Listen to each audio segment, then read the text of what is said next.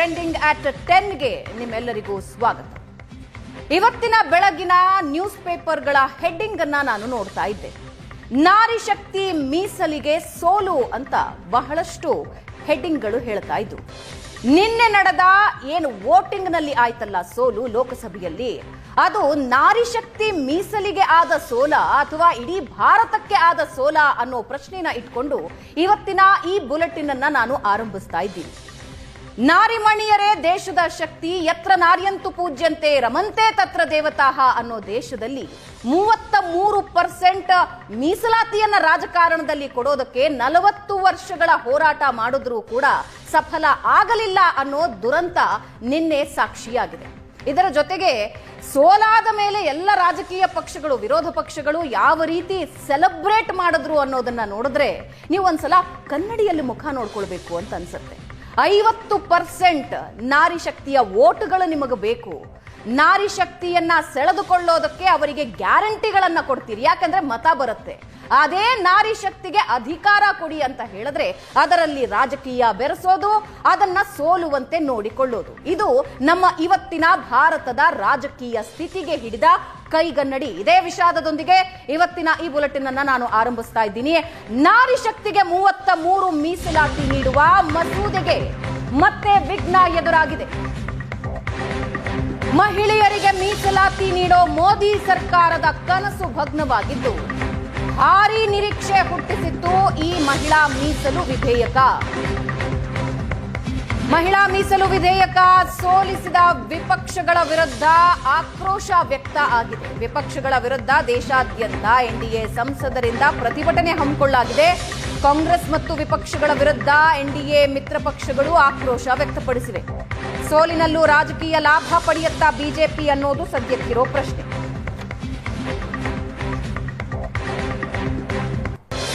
ಮಹಿಳಾ ಮೀಸಲಾತಿ ಮಸೂದೆಗೆ ಸೋಲಾಗಿದ್ದು ಕಾಂಗ್ರೆಸ್ ವಾದ ವಿಧಾನಸಭೆ ಚುನಾವಣೆ ಮೇಲೆ ಏನು ಪರಿಣಾಮ ಬೀರುತ್ತೆ, ಇವೆಲ್ಲದರ ಬಗ್ಗೆ ಇವತ್ತಿನ ಈ ಬುಲೆಟಿನ್ ನಲ್ಲಿ ಚರ್ಚೆ ಮಾಡ್ತೀವಿ. 2023ರಲ್ಲಿ ಮಹಿಳಾ ಮೀಸಲು ಬಿಲ್ ಅಂಗೀಕಾರ ಪಡೆದಿತ್ತು ಮೋದಿ ಸರ್ಕಾರ. 2011ರ ಸೆನ್ಸಸ್ ಆಧರಿಸಿ ಕ್ಷೇತ್ರ ಪುನರ್ ವಿಂಗಡಣೆ ಬಿಲ್ ಅನ್ನ ಸರ್ಕಾರ ಮಂಡಿಸಿತು. 2029ರ ಚುನಾವಣೆಗೆ ಕ್ಷೇತ್ರ ಪುನರ್ ವಿಂಗಡಣೆ, ಮಹಿಳಾ ಮೀಸಲಿಗೆ ಮೋದಿ ಸರ್ಕಾರ ಪ್ಲಾನ್ ಮಾಡಿಕೊಂಡಿತ್ತು. ಆದ್ರೆ ಒಂದಂತೂ ಖಚಿತ, ಬಹುಮತ ಇರಲಿಲ್ಲ ಮೋದಿ ಸರ್ಕಾರಕ್ಕೆ. ಬಹುಮತ ಇಲ್ಲದಿದ್ರೂ ಲೋಕಸಭೆಯಲ್ಲಿ ಬಿಲ್ ಮಂಡಿಸಿತು. ಮತದಾನಕ್ಕೂ ಮುನ್ನ 2023ರ ಮಹಿಳಾ ಮೀಸಲು ಕಾನೂನಿಗೆ ಗೆಜೆಟ್ ನೋಟಿಫಿಕೇಶನ್ ಹೊರಡಿಸಲಾಗಿದೆ. ನಿನ್ನೆಯಿಂದಾನೇ ಜಾರಿಗೆ ಬಂದಿದೆ 2023ರ ಮಹಿಳಾ ಮೀಸಲು ಕಾನೂನು. ವಿಪಕ್ಷಗಳು ಮಹಿಳಾ ವಿರೋಧಿ ಅಂತ ಬಿಂಬಿಸೋದಕ್ಕೆ ಮೋದಿ ಸರ್ಕಾರ ಪ್ಲಾನ್ ಮಾಡ್ಕೊಳ್ತಾ, ಯಾಕಂದ್ರೆ ಎಲೆಕ್ಷನ್ ಇದೆ, ಪಶ್ಚಿಮ ಬಂಗಾಳದಲ್ಲಿ ಎಲೆಕ್ಷನ್ ಇದೆ, ತಮಿಳುನಾಡಿನಲ್ಲಿ ಎಲೆಕ್ಷನ್ ಇದೆ. ಇದರ ನಡುವೆ ಲೋಕಸಭೆಯಲ್ಲಿ ಮಂಡಿಸಿದ ಮಹಿಳಾ ಮೀಸಲಾತಿ ಮಸೂದೆ ಸೋಲು ಕಂಡಿದೆ.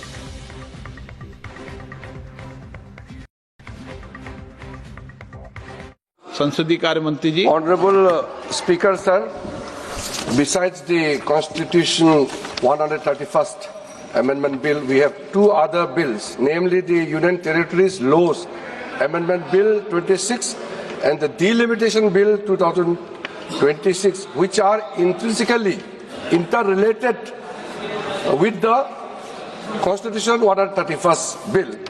So it cannot be viewed from the isolation. स्थिति से माननीय सभापति महोदय, जो नतीजा आया है, ये इतना ऐतिहासिक और महत्वपूर्ण बिल पर देश का महिलाओं को सम्मान अधिकार देने का जो बिल है, ನಿನ್ನೆವರೆಗೂ ನಡೆದಿರೋ ಘಟನೆಗಳೇನೇನು ಅನ್ನೋದನ್ನ ನಾವು ನಿಮ್ಮ ಮುಂದೆ ಇಟ್ಟಿದ್ದೀವಿ. ಯಾಕೆ ಈ ಘಟನೆ ಆಯಿತು ಅನ್ನೋದೇ ಸದ್ಯಕ್ಕಿರೋ ಪ್ರಶ್ನೆ. ನಾನು ಆರಂಭದಲ್ಲೇ ಹೇಳಿದೆ, ನಿಮಗೆ ವೋಟ್ ಬೇಕು ಅಂತ ಹೇಳಿದ್ರೆ ಗ್ಯಾರಂಟಿಗಳನ್ನ ಫೋಕಸ್ ಮಾಡೋದು ಯಾರ ಮೇಲೆ? ಹೆಣ್ಮಕ್ಳ ಓಟ್ ಗಟ್ಟಿ ಇದೆ ಅಂದ್ರೆ ಆ ಪಕ್ಷ ಗೆಲ್ಲುತ್ತೆ ಅಂತ. ಇತ್ತೀಚೆಗಿನ ಉದಾಹರಣೆ ಬಿಹಾರದ ಉದಾಹರಣೆ, ಕರ್ನಾಟಕದ ಉದಾಹರಣೆ. ಗ್ಯಾರಂಟಿಗಳ ಹೆಣ್ಮಕ್ಕಳನ್ನ ಫೋಕಸ್ ಮಾಡಿ ಹೆಣ್ಣು ಮಕ್ಕಳಿಗೆ ಗ್ಯಾರಂಟಿ ಕೊಡಿ, ನಿಮ್ಮನ್ನ ಗೆಲ್ಲಿಸ್ತಾರೆ ಅಂತ. ಸೊ ಓಟ್ ತಗೊಳ್ಳೋದಕ್ಕೆ ಬೇಕು. ಮನವೊಲಿಸೋದಕ್ಕೆ ಬೇಕು. ಆಮೇಲೆ ಭಾರತದಂತಹ ದೇಶದಲ್ಲಿ ನಾವು ಹೆಣ್ಣು ಮಕ್ಕಳಿಗೆ ಗೌರವ ಕೊಡ್ತೀವಿ, ನಮಗೆ ಹೆಣ್ಣು ಮಕ್ಕಳು ಶಕ್ತಿ ಸ್ವರೂಪ ಅನ್ನೋದಕ್ಕೆ ಹೆಣ್ಣು ಮಕ್ಕಳು ಬೇಕು. ಆದರೆ ಅವರಿಗೊಂದು ಅಧಿಕಾರ ಕೊಡಬೇಕು ಅಂದರೆ ಹೆಣ್ಣು ಮಕ್ಕಳು ಬೇಡ. ರಾಜಕೀಯ ಏನೇ ಇರಲಿ, whatever the politics, you had a golden opportunity. ಒಂದು ಸುವರ್ಣ ಅವಕಾಶ ನಿಮ್ಮ ಕೈಯಿಂದ ಮಿಸ್ ಆಯಿತು. ಇನ್ನು ಹೆಣ್ಮಕ್ಳಿಗೆ 33%, ನನ್ನನ್ನು ಸೇರಿದ ಹಾಗೆ 33% ರಿಸರ್ವೇಶನ್ ಸಿಗಬೇಕು ಅಂತ ಹೇಳಿದ್ರೆ ಇನ್ನೆಷ್ಟು ವರ್ಷ ಹೊಡೆದಾಡಬೇಕು? ಆಲ್ರೆಡಿ 4 ದಶಕಗಳಿಂದ ಹೋರಾಟ ಆಗ್ತಾ ಇದೆ, ಪ್ರಯತ್ನಗಳಾಗ್ತಾ ಇದೆ. 4 ದಶಕ ಮುಗೀತು, ಇನ್ನು ಎಷ್ಟು ದಶಕ ಕಾಯಬೇಕು? ನಿಮಗೆ ವೋಟಿಂಗ್ ಅಲ್ಲಿ 50%, ಆಲ್ಮೋಸ್ಟ್ 50% ಇದೀವಿ, ಆದ್ರೆ ಅಧಿಕಾರ ಕೊಡಿ 50% ಬೇಡ, ಬರೀ 33% ಕೊಡಿ ಅಂತ ಹೇಳಿದ್ರೆ ಅದು ಕಷ್ಟ ಈ ದೇಶದಲ್ಲಿ. ಓಕೆ, ಇದರೊಂದಿಗೆ ಇವತ್ತಿನ ಚರ್ಚೆ ಆರಂಭಿಸ್ತಾ ಇದ್ದೀನಿ. 3 ಜನ ಗಣ್ಯ ಅತಿಥಿಗಳು ನನ್ನನ್ನು ಜಾಯ್ನ್ ಆಗ್ತಾ ಇದ್ದಾರೆ. ನಮ್ಮ ಸ್ಟುಡಿಯೋದಲ್ಲಿ ಬಿಜೆಪಿ ವಕ್ತಾರರಾದ ಸುರಭಿ ಹೊದಿಗೆರೆ ಅವರು ನಮ್ಮ ಜೊತೆ ಇದ್ದಾರೆ. ಸುರಭಿ ಅವರೇ ನಮಸ್ಕಾರ, ಕಾರ್ಯಕ್ರಮಕ್ಕೆ ಸ್ವಾಗತ. ನಮಗೆ ಹೊರಗಡೆಯಿಂದ ಕಾಂಗ್ರೆಸ್ ವಕ್ತಾರರಾದ ಭವ್ಯ ನರಸಿಂಹಮೂರ್ತಿ ಅವರು ನಮ್ಮ ಜೊತೆ ಜಾಯ್ನ್ ಆಗ್ತಾ ಇದ್ದಾರೆ. ಭವ್ಯ, ಕಾರ್ಯಕ್ರಮಕ್ಕೆ ಸ್ವಾಗತ. ಹಾಗೆ ವಕೀಲರಾದ ಅಂಜಲಿ ರಾಮಣ್ಣ ಅವರು ನಮ್ಮ ಜೊತೆ ಲೈವ್ ನಲ್ಲಿ ಜಾಯ್ನ್ ಆಗ್ತಾ ಇದ್ದಾರೆ. ಅಂಜಲಿ ರಾಮಣ್ಣ ಅವರೇ, ಕಾರ್ಯಕ್ರಮಕ್ಕೆ ಸ್ವಾಗತ. ಸ್ಟುಡಿಯೋದಲ್ಲಿ ಸುರಭಿ ಇರೋದ್ರಿಂದ ಸುರಭಿಯಿಂದನೇ ಇವತ್ತು ಆರಂಭಿಸ್ತಾ ಇದ್ದೀನಿ. ಸುರಭಿ, ವಾಟ್ ಜಸ್ಟ್ ಹ್ಯಾಪೆಂಡ್, ಏನಾಯ್ತು? ನೀವು ಹೇಳಿದ್ರಲ್ಲ 4 ದಶಕಗಳಿಂದ ಹೋರಾಟ ಮಾಡ್ಕೊಂಡು ಬರ್ತಾ ಇದೀವಿ ಅಂತ, ಅದ್ರದ್ದು ಫಲಿತಾಂಶ ಇಷ್ಟು ಹತ್ರ ಇದ್ವಿ ನಾವು ಆ ಫಲವನ್ನು ನಿಜವಾಗ್ಲೂ ರೀಪ್ ಮಾಡೋದಕ್ಕೆ.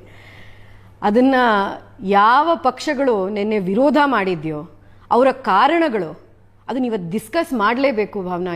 ಯಾಕೆ ಮಹಿಳೆಯರನ್ನ ಮೀಸಲಾತಿ ಕೊಡಬೇಕು, ಲಡ್ಕಿ ಹೂ ಲಡ್ಸಕ್ತಿಯೋ ಅಂತ ಹೇಳುವಂತಹ ಪಕ್ಷ ಮಹಿಳಾ ಮೀಸಲಾತಿ ನಿಜವಾಗ್ಲೂ ಜಾರಿಗೆ ತರಬಹುದು ಅಂತ ಇರುವಂತಹ ಸಮಯದಲ್ಲಿ, ಸಮರ್ಥನೆ ಮಾಡಬೇಕಾಗಿರುವಂತಹ ಸಮಯದಲ್ಲಿ ನೀವು ಕೈ ಕೊಟ್ಟಿರುವಂಥದ್ದು ಇದು ಕಾಂಗ್ರೆಸ್ ಪಕ್ಷದ ಒಂದು ಬಹಳಷ್ಟು ವಿಷಯ ಹೇಳಿದ್ರು, ಬಹಳಷ್ಟು ಚರ್ಚೆ ನಡೀತಾ ಇದೆ. ಇಲ್ಲಿ ಸೋತಿರೋದು ಮಹಿಳೆಯರು ಮತ್ತು ವಿಶೇಷವಾಗಿ ದಕ್ಷಿಣ ಭಾರತದ ಮಹಿಳೆಯರು. ಯಾಕೆ ಅಂತ ನಾನು 2 ನಿಮಿಷದಲ್ಲಿ ಹೇಳ್ಬಿಡ್ತೀನಿ, ನಂತರ ಕಾಂಗ್ರೆಸ್ ವಕ್ತಾರರು ಏನ್ ಹೇಳ್ತಾ ಇದ್ದಾರೆ ನಿನ್ನೆ ಅಂತ ಗೊತ್ತಿದೆ. ಏನು ಡಿಲಿಮಿಟೇಷನ್ ಮತ್ತೆ ರಿಸರ್ವೇಶನ್ ಲಿಂಕ್ ಮಾಡಿಲ್ಲ ಅಂದ್ರೆ ನಾವು ಇದ್ರ ಬಗ್ಗೆ ಸಮರ್ಥನೆ ಕೊಡ್ತಾ ಇದ್ವಿ. ನಿಮಗೆ 2023ನಲ್ಲಿ ಪಾಸ್ ಆದಂತಹ ಬಿಲ್ ನಾಪ್ಕ ಇದೆಯಾ? ಆಕ್ಟ್ ಅಲ್ಲಿ ಏನಿದೆ ಅಂತ ನಾಪ್ಕ ಇದೆಯಾ? ನೀವೇ ವೋಟ್ ಮಾಡಿರುವಂತಹ ಆಕ್ಟ್ ನಾಪ್ಕ ಇದೆಯಾ ನಿಮಗೆ? ಡಿಲಿಮಿಟೇಷನ್ ರಿಸರ್ವೇಶನ್ ಯಾವತ್ತೂ ಲಿಂಕ್ ಆಗಿದ್ದು, ನೀವು ಅದಕ್ಕೆ ಸಮರ್ಥನೆ ಕೊಟ್ಟಿದ್ದೀರಾ. ಇವತ್ತು ಚರ್ಚೆ ಇದ್ದಿದ್ದು ಡಿಲಿಮಿಟೇಷನ್ ಮತ್ತೆ ರಿಸರ್ವೇಶನ್ ಲಿಂಕ್ ಆಗಿರೋ ಒಂದು ಕಾಯ್ದೆನ ಹೇಗೆ ನಾವು ಜಾರಿ ತಗೊಂಡು ಬರೋದು ಅಂತ. ಆ ಡಿಲಿಮಿಟೇಷನ್ ಅಂತ ಹೇಳ್ತೀರಲ್ಲ, ನಾವು ಹೇಳ್ತಾ ಇಲ್ಲ. ಆ ಫ್ರೀಸ್ ಎಂಡ್ ಆಗೋದು 2026ನಲ್ಲಿ. ಅದು ಕಾಂಗ್ರೆಸ್ ವಕ್ತಾರರಿಗೆ, ಕಾಂಗ್ರೆಸ್ ಅವರಿಗೆ ಗೊತ್ತಿರುವಂತದ್ದು. ಇವಾಗ ಪ್ರಪೋಸ್ ಆಗಿರುವಂತಹ ಫಾರ್ಮ್ಯುಲಾ 50% ಇನ್ಕ್ರೀಸ್ ಮಾಡುವಂತಹ ಈ ಎಕ್ಸಿಸ್ಟಿಂಗ್ ಪ್ರಪೋರ್ಷನ್ ಮೇಲೆ 50% ಇನ್ಕ್ರೀಸ್ ಮಾಡಬೇಕಾಗಿರುವಂತದ್ದು ಸದರ್ನ್ ಇಂಡಿಯಾಗೆ, ದಕ್ಷಿಣ ಭಾರತಕ್ಕೆ ಬೆಸ್ಟ್ ಕೇಸ್ ಸಿನಾರಿಯೋ. ಈ ಫ್ರೀಸ್ ಎಂಡ್ ಆದ ನಂತರ ಏನಿರುತ್ತೆ, ಆಸ್ ಪರ್ ಕಾನ್ಸ್ಟಿಟ್ಯೂಷನಲ್ ಮ್ಯಾಂಡೇಟ್ ಏನ್ ಬರುತ್ತೆ, ನೆಕ್ಸ್ಟ್ ಆದಂತಹ ಸೆನ್ಸಸ್ ಪ್ರಕಾರವಾಗಿ ಡಿಲಿಮಿಟೇಷನ್ ಆಗತ್ತೆ ಅಂತ. ಅದ್ರ ನಂಬರ್ಸ್ ನೋಡ್ಕೊಂಡು ಹೋದ್ರೆ, ನೀವು 2027 ಸೆನ್ಸಸ್ ಪ್ರಕಾರವಾಗಿ ಡಿಲಿಮಿಟೇಷನ್ ಮಾಡ್ಕೊಂಡು ಹೋದ್ರೆ ದಕ್ಷಿಣ ಭಾರತಕ್ಕೆ ಏನು ಉಳಿಯುತ್ತೆ? Stalin is not representative of Karnataka or southern India. ಅವ್ರು ಹೇಳ್ತಿರೋದು ರೆಪ್ರೆಸೆಂಟೇಟಿವ್ ಅಲ್ಲ. ಆಕ್ಚುಲಿ ನೀವು ಕೇಳಬೇಕಾಗಿರುವಂತದ್ದು ಚಂದ್ರಬಾಬು ನಾಯ್ಡು ಅವ್ರು ಬರ್ದಿರುವಂತಹ ಒಂದು ಪೋಸ್ಟ್ ನೋಡಿ. ಬೆಸ್ಟ್ ಕೇಸ್ ಸಿನಾರಿಯೋ ನೀವು ಬೇಡ ಅಂತ ಹೇಳಿ, ಅದ್ರ ಜೊತೆಗೆ ಇವತ್ತು ಭವ್ಯ ಅವ್ರು ನಗ್ತಾ ಇದ್ದಾರೆ, ಆದ್ರೆ ಅವರು ಇದೇ ಹೋರಾಟದಲ್ಲಿ ಫಲಿತಾಂಶವನ್ನು ಪಡಿಬೋದಿತ್ತು, ಅವರು ಈ ಫಲವನ್ನು ಪಡಿಬೋದಿತ್ತು. ಆದ್ರೆ ಕಾಂಗ್ರೆಸ್ಸಿಗೆ ಬೇಕಾಗಿರುವಂತದ್ದು, ಯಾವ ಕಾಂಗ್ರೆಸ್ಸಿಗೆ ತನ್ನ ಬರೀ ಪರಿವಾರದಿಂದ ಬಂದಿರುವಂತಹ ಮಹಿಳೆಯರಿಗೆ ಆರಕ್ಷಣೆ ಕೊಡಬೇಕಾಗಿದೆ ಹೊರತು ನಮ್ಮಂತವರಿಗೆ ಯಾವತ್ತೂ ಅವ್ರು ಮೀಸಲಾತಿ ಕೊಡೋಕೆ ಇಷ್ಟ ಇರಲಿಲ್ಲ. ರೈಟ್, ಬೆಸ್ಟ್ ಕೇಸ್ ಸಿನಾರಿಯೋ ಇದ್ದಿದ್ದು. ಭವ್ಯ ಸುರಭಿ ಅವರು ಬಹಳ ಚೆನ್ನಾಗಿ ವಿಮೆನ್ ಬಗ್ಗೆ ಮಾತಾಡಿದ್ರು, ಹೆಣ್ಣು ಮಕ್ಕಳಿಗೆ ಹೇಗೆ ಮೋಸ ಆಗ್ತಿದೆ ಅಂತ ಮಾತಾಡಿದ್ರು. ಆದ್ರೆ ಬಹಳಷ್ಟು ಡೀಟೇಲ್ಸ್ ನ ಬಿಟ್ಬಿಟ್ರು. ಅದನ್ನ ನಾನು ನಿಮ್ ಮುಂದೆ ಇಡ್ತೀನಿ. ಸುರಭಿ ಅವರೇ, 2023ರಲ್ಲಿ ನೀವು ಈ ಬಿಲ್ ತಂದಾಗ ನಾವ್ ನಿಮ್ಗೆ ಏನ್ ಹೇಳಿದ್ವಿ? ಯಾವುದೇ ಕಂಡೀಷನ್ ಹಾಕಬೇಡಿ, 2024ರಿಂದಾನೇ ಬರ್ಲಿ ರಿಸರ್ವೇಶನ್, ಇವತ್ತು ಸೈನ್ ಮಾಡ್ತೀವಿ. ಡಿಲಿಮಿಟೇಷನ್ ಇದನ್ನು ಯಾಕೆ ಲಿಂಕ್ ಮಾಡ್ತೀರಾ? ಅನ್ಕಂಡೀಷನಲ್ ಸಪೋರ್ಟ್ ಮಾಡ್ತೀವಿ ಅಂತ ನೀವೇನ್ ಮಾಡಿದ್ರಿ? ಅವಾಗ 2024ರ ಎಲೆಕ್ಷನ್ ಯೂಸ್ ಮಾಡ್ಕೊಳಕ್ಕೋಸ್ಕರ ಹೆಸರಿಗೆ ಪಾಸ್ ಮಾಡ್ಬಿಟ್ಟು 27ರಲ್ಲಿ ಡಿಲಿಮಿಟೇಷನ್ ಮುಗಿಯುತ್ತೆ, ಅವಾಗಿಂದ ಜಾರಿಗೆ ಬರುತ್ತೆ ಅಂತ ನೀವ್ ಹೇಳಿದ್ರಿ. ಸರಿ, ಹೆಣ್ಣು ಮಕ್ಳಿಗೋಸ್ಕರ ನೀವ್ ಇಷ್ಟೆಲ್ಲ ಹೇಳಿದ್ರು ಸೈನ್ ಮಾಡಿದ್ವಿ, ಪ್ರತಿಯೊಬ್ರು ಸೈನ್ ಮಾಡಿದ್ವಿ ಅಲ್ವಾ? ಈಗೇನಾಯ್ತು ಅಂತ ಆ ಬಿಲ್ ಪಾಸ್ ಆಗಿರೋ ಬಿಲ್ ನ ಚೇಂಜ್ ಮಾಡಿ ನೀವು ಇದ್ದಕ್ಕಿಂದಂಗೆ ಏನೋ ಒಬ್ರಿಗೆ ಕನ್ಸು ಬಿದ್ದಂಗೆ ಎದ್ದು ಬಂದು 3 ದಿನ ಸ್ಪೆಷಲ್ ಸೆಷನ್ ಮಾಡಿ ಇಡೀ ಫಾರ್ಮುಲಾ ಚೇಂಜ್ ಮಾಡಿ 2026 ಆಗುವಂತಹ ಸೆನ್ಸಸ್ ಡಿಲಿಮಿಟೇಷನ್ ಅಲ್ಲ, 2011 ಸೆನ್ಸಸ್ ಮೇಲೆ ನಾವು ಮಾಡ್ತೀವಿ ಅಂದ್ರಿ. ಎಲ್ಲರೂ ಇದು ಮೋಸ ಆಗತ್ತೆ. ಇವತ್ತೇ ನೋಡಿ, ಇವತ್ತಿರುವಂತಹ ಸೀಟ್ಸ್ ಅಲ್ಲೇ ನಮ್ಮ ಸೌತ್ ಇಂಡಿಯಾಗೆ ಮೋಸ ಆಗಿದೆ. ನೀವು ಮಾಡಿದ್ರೆ ತಿರ್ಗಾ ಅದು ಮೋಸ ಆಗತ್ತೆ ಅಂದ್ರೆ 50% ಇನ್ಕ್ರೀಸ್ ಆಗತ್ತೆ ಅಂದ್ರಿ. ಮೋಸನೇ ಆಗಲ್ಲ ಅಂದ್ರಿ. ಇವಾಗ ಮ್ಯಾಥಮೆಟಿಕ್ಸ್ ಅನ್ನೋದಕ್ಕೆ ಯಾವ ಪಕ್ಷ ಇಲ್ಲ ಅಲ್ವಾ, ಗಣಿತಕ್ಕೆ ಯಾವುದೇ ಪಕ್ಷ ಇಲ್ಲ. ನಾನು ಗಣಿತವನ್ನ ನಿಮ್ ಎಲ್ಲರ ಮುಂದೆ, ಕರ್ನಾಟಕದ ಜನತೆ ಮುಂದೆ ಇಡ್ತೀನಿ. ಸ್ಟಾಲಿನ್ ನಮ್ ರೆಪ್ರೆಸೆಂಟೇಟಿವ್ ಅಲ್ಲ, ಆದ್ರೆ ಕರ್ನಾಟಕದ ಹೆಣ್ಣು ಮಗಳ ರೆಪ್ರೆಸೆಂಟೇಟಿವ್ ನಾನು ಕೂಡ, ಸುರಭಿ ನೀವು ಕೂಡ. ಅದಕ್ಕೆ ಮಾತಾಡೋಣ. 80 ಸೀಟ್ ಇವತ್ತು ಉತ್ತರ ಪ್ರದೇಶಕ್ಕೆ ಇವತ್ತಿರೋದು ಪಾರ್ಲಿಮೆಂಟ್ ಅಲ್ಲಿ ಎಂಪಿಗಳು 80 ಜನ ಇದ್ದಾರೆ ಉತ್ತರ ಪ್ರದೇಶದಿಂದ. ಕರ್ನಾಟಕದಿಂದ ಬರೀ 28 ಜನ ಇದ್ದಾರೆ. ಯಾಕೆ? ನಮ್ಮ ಜನಸಂಖ್ಯೆ ಕಡಿಮೆ ಇರೋದಕ್ಕೆ. ನಾವು ಜನಸಂಖ್ಯೆಯನ್ನ ನಿಯಂತ್ರಣ ಮಾಡಿ ನಾವು ಅಭಿವೃದ್ಧಿ ಕಡೆ ಗಮನ ಕೊಟ್ಟಿದ್ಕೆ ನಮಗ್ ಸಿಕ್ಕಿದಂತಹ ಪನಿಷ್ಮೆಂಟ್ ಏನು? 28 ಜನ. ಓಕೆ, ಅದು ನಡೆದ್ಬಿಟ್ಟಿದೆ, ಫ್ರೀಸ್ ಆಗ್ಬಿಟ್ಟಿದೆ.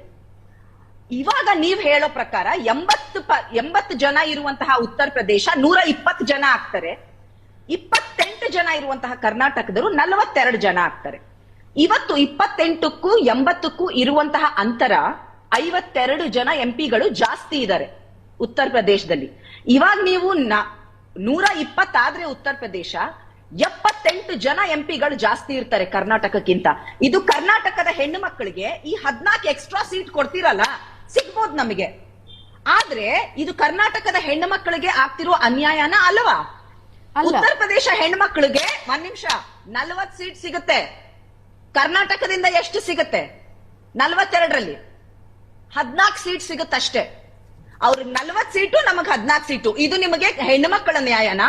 ನಾನು ಉತ್ತರ ಕೊಡ್ಬೋದು. ಮತ್ತೊಂದು ಇನ್ನೊಂದು ವಿಷಯ, 2 ಪ್ರಶ್ನೆ ಕೇಳ್ತಾ ಇದ್ದೀನಿ ನಾನು. ಕಾಸ್ಟ್ ಸೆನ್ಸಸ್ ನಡೆಯೋದಕ್ಕೆ ನಿಮ್ಗೆ ಲೇಟ್ ಆಗ್ಬಿಡುತ್ತೆ ಅಂತ ಹೇಳಿದ್ರಿ. ನಿಮ್ಮದೇ ಸರ್ಕಾರದ ಜೊತೆ ಮೈತ್ರಿಯಲ್ಲಿರುವಂತಹ ಬಿಹಾರ 6 ತಿಂಗಳು ಕಾಸ್ಟ್ ಸೆನ್ಸಸ್ ನಡೆಸಿದೆ ಅಲ್ವಾ? ಆದ್ರೆ ನಿಮಗೆ ತೆಲಂಗಾಣ 6 ತಿಂಗಳಿಗೆ ನಡೆಸಿದೆ. ಈ ಕಾಸ್ಟ್ ಸೆನ್ಸಸ್ ನಡೆಸಿಲ್ಲ ಅಂದ್ರೆ ಏನಾಗುತ್ತೆ? ಹಿಂದುಳಿದ ವರ್ಗಗಳು, ದಲಿತ ವರ್ಗಗಳು, ಈ ಒಂದು ಸಮುದಾಯದ ಹೆಣ್ಣು ಮಕ್ಕಳು, ಇಷ್ಟು ಜನಕ್ಕೆ ಮೋಸ ಆಗುತ್ತೆ. ಯಾಕೆ ಅಂದ್ರೆ ಕಾಸ್ಟ್ ಸೆನ್ಸಸ್ ನಡೆಸಿಲ್ಲ ಅಂದ್ರೆ, ಅದರ ಪ್ರಕಾರ ಡಿಲಿಮಿಟೇಷನ್ ಆಗಿಲ್ಲ ಅಂದ್ರೆ ಆ ಹೆಣ್ಣು ಮಕ್ಕಳಿಗೆ ಒಂದು ರೆಪ್ರೆಸೆಂಟೇಷನ್ ಸಿಗೋದಿಲ್ಲ. ಆಯ್ತಾ? ಫಸ್ಟ್ ಆಫ್ ಆಲ್ ನನ್ನ ಪ್ರಶ್ನೆ, ಇದ್ದಕ್ಕಿದ್ದಂಗೆ ಎದ್ಬಂಡು ಯಾಕೆ ನೀವು 2023ರಲ್ಲಿ ನಾವೆಲ್ಲ ಸೇರ್ಕೊಂಡು ಪಾಸ್ ಮಾಡಿದಂತಹ ಬಿಲ್ ನ ಚೇಂಜ್ ಮಾಡಿದ್ರಿ? 2ನೇ ಪ್ರಶ್ನೆ, ಇವಾಗ ಎಲೆಕ್ಷನ್ ಮಧ್ಯದಲ್ಲಿ ಯಾಕೆ ಮಾಡಿದ್ರಿ? ತಮಿಳುನಾಡು ವೆಸ್ಟ್ ಬೆಂಗಾಲ್ ಎಲೆಕ್ಷನ್ ಮುಂಚೆ ಯಾಕೆ ಮಾಡಿದ್ರಿ? 3ನೇ ಪ್ರಶ್ನೆ, ಈ ಒಂದು ತಾರತಮ್ಯ ಏನಿದೆ, ಉತ್ತರ ಪ್ರದೇಶ ಕರ್ನಾಟಕ 2 ರಾಜ್ಯ ತಗೊಂಡೆ, ಬಿಹಾರ ಎಲ್ಲ ನೋಡಿದ್ರಂತೂ ಇನ್ನ ತಾರತಮ್ಯ ಜಾಸ್ತಿ ಇದೆ. ರೈಟ್ ಭವ್ಯ, ಪಾಯಿಂಟ್ ಟೇಕನ್. ಸುರಭಿ ಆನ್ಸರ್. ಹೆಣ್ಣು ಮಕ್ಕಳಿಗೆ ಮೋಸಾನ ಅಲ್ವಾ? ಸುರಭಿ, ನೀವು 2023ರಲ್ಲಿ ಬಿಲ್ ಪಾಸ್ ಮಾಡಿದಾಗ, ಸಹಮತಿ ಕೊಟ್ಟಾಗ ರಿಸರ್ವೇಶನ್ ಮತ್ತೆ ಡಿಲಿಮಿಟೇಷನ್ ಲಿಂಕ್ ಆಗಿತ್ತೋ ಇಲ್ವೋ? ಪರವಾಗಿಲ್ಲ ಆದ್ರೂ ಪಾಸ್ ಮಾಡ್ತೀವಿ ಅಂತ ಯಾಕೆ ಮಾಡಿದ್ರಿ? ನಿಮಗೆ ಗೊತ್ತೇ ಇತ್ತು ಯಾವತ್ತೂ ಡಿಲಿಮಿಟೇಷನ್ ಮಾತಾಡೋದಕ್ಕೆ ಬಿಡಿ. ಮಾತಾಡಿದಾಗ ನಾನು ಏನು ಹೇಳಲಿಲ್ಲ. ನೀವು ಮಾತಾಡಿದಾಗ ನಾನು ಏನು ಹೇಳಿಲ್ಲ. ದಕ್ಷಿಣ ಭಾರತದಲ್ಲಿ ಒಂದು ಫೈರ್ಗೆ ಫ್ಯೂಲ್ ಹಾಕ್ತಾ ಇದ್ದೀರಾ ನೀವು. ಯಾಕೆ ಅಂದ್ರೆ ಅಲ್ಲ, ನಾನು ಮಾತಾಡೋದಕ್ಕೆ ಬಿಡಿ. ಅಲ್ಲ, ನೀವು ಮಾತಾಡಿದಾಗ ನಾನು ಮಾತಾಡ್ಲಿಲ್ಲ. ಭವ್ಯ ಅವರೇ, ದಯವಿಟ್ಟು ನೀವು ಬುಲ್ಡೋಸ್ ಮಾಡೋದಕ್ಕಾಗೋದಿಲ್ಲ. ಯಾಕೆ ಅಂದ್ರೆ ನಂಬರ್ಸ್ ಡೋಂಟ್ ಲೈ.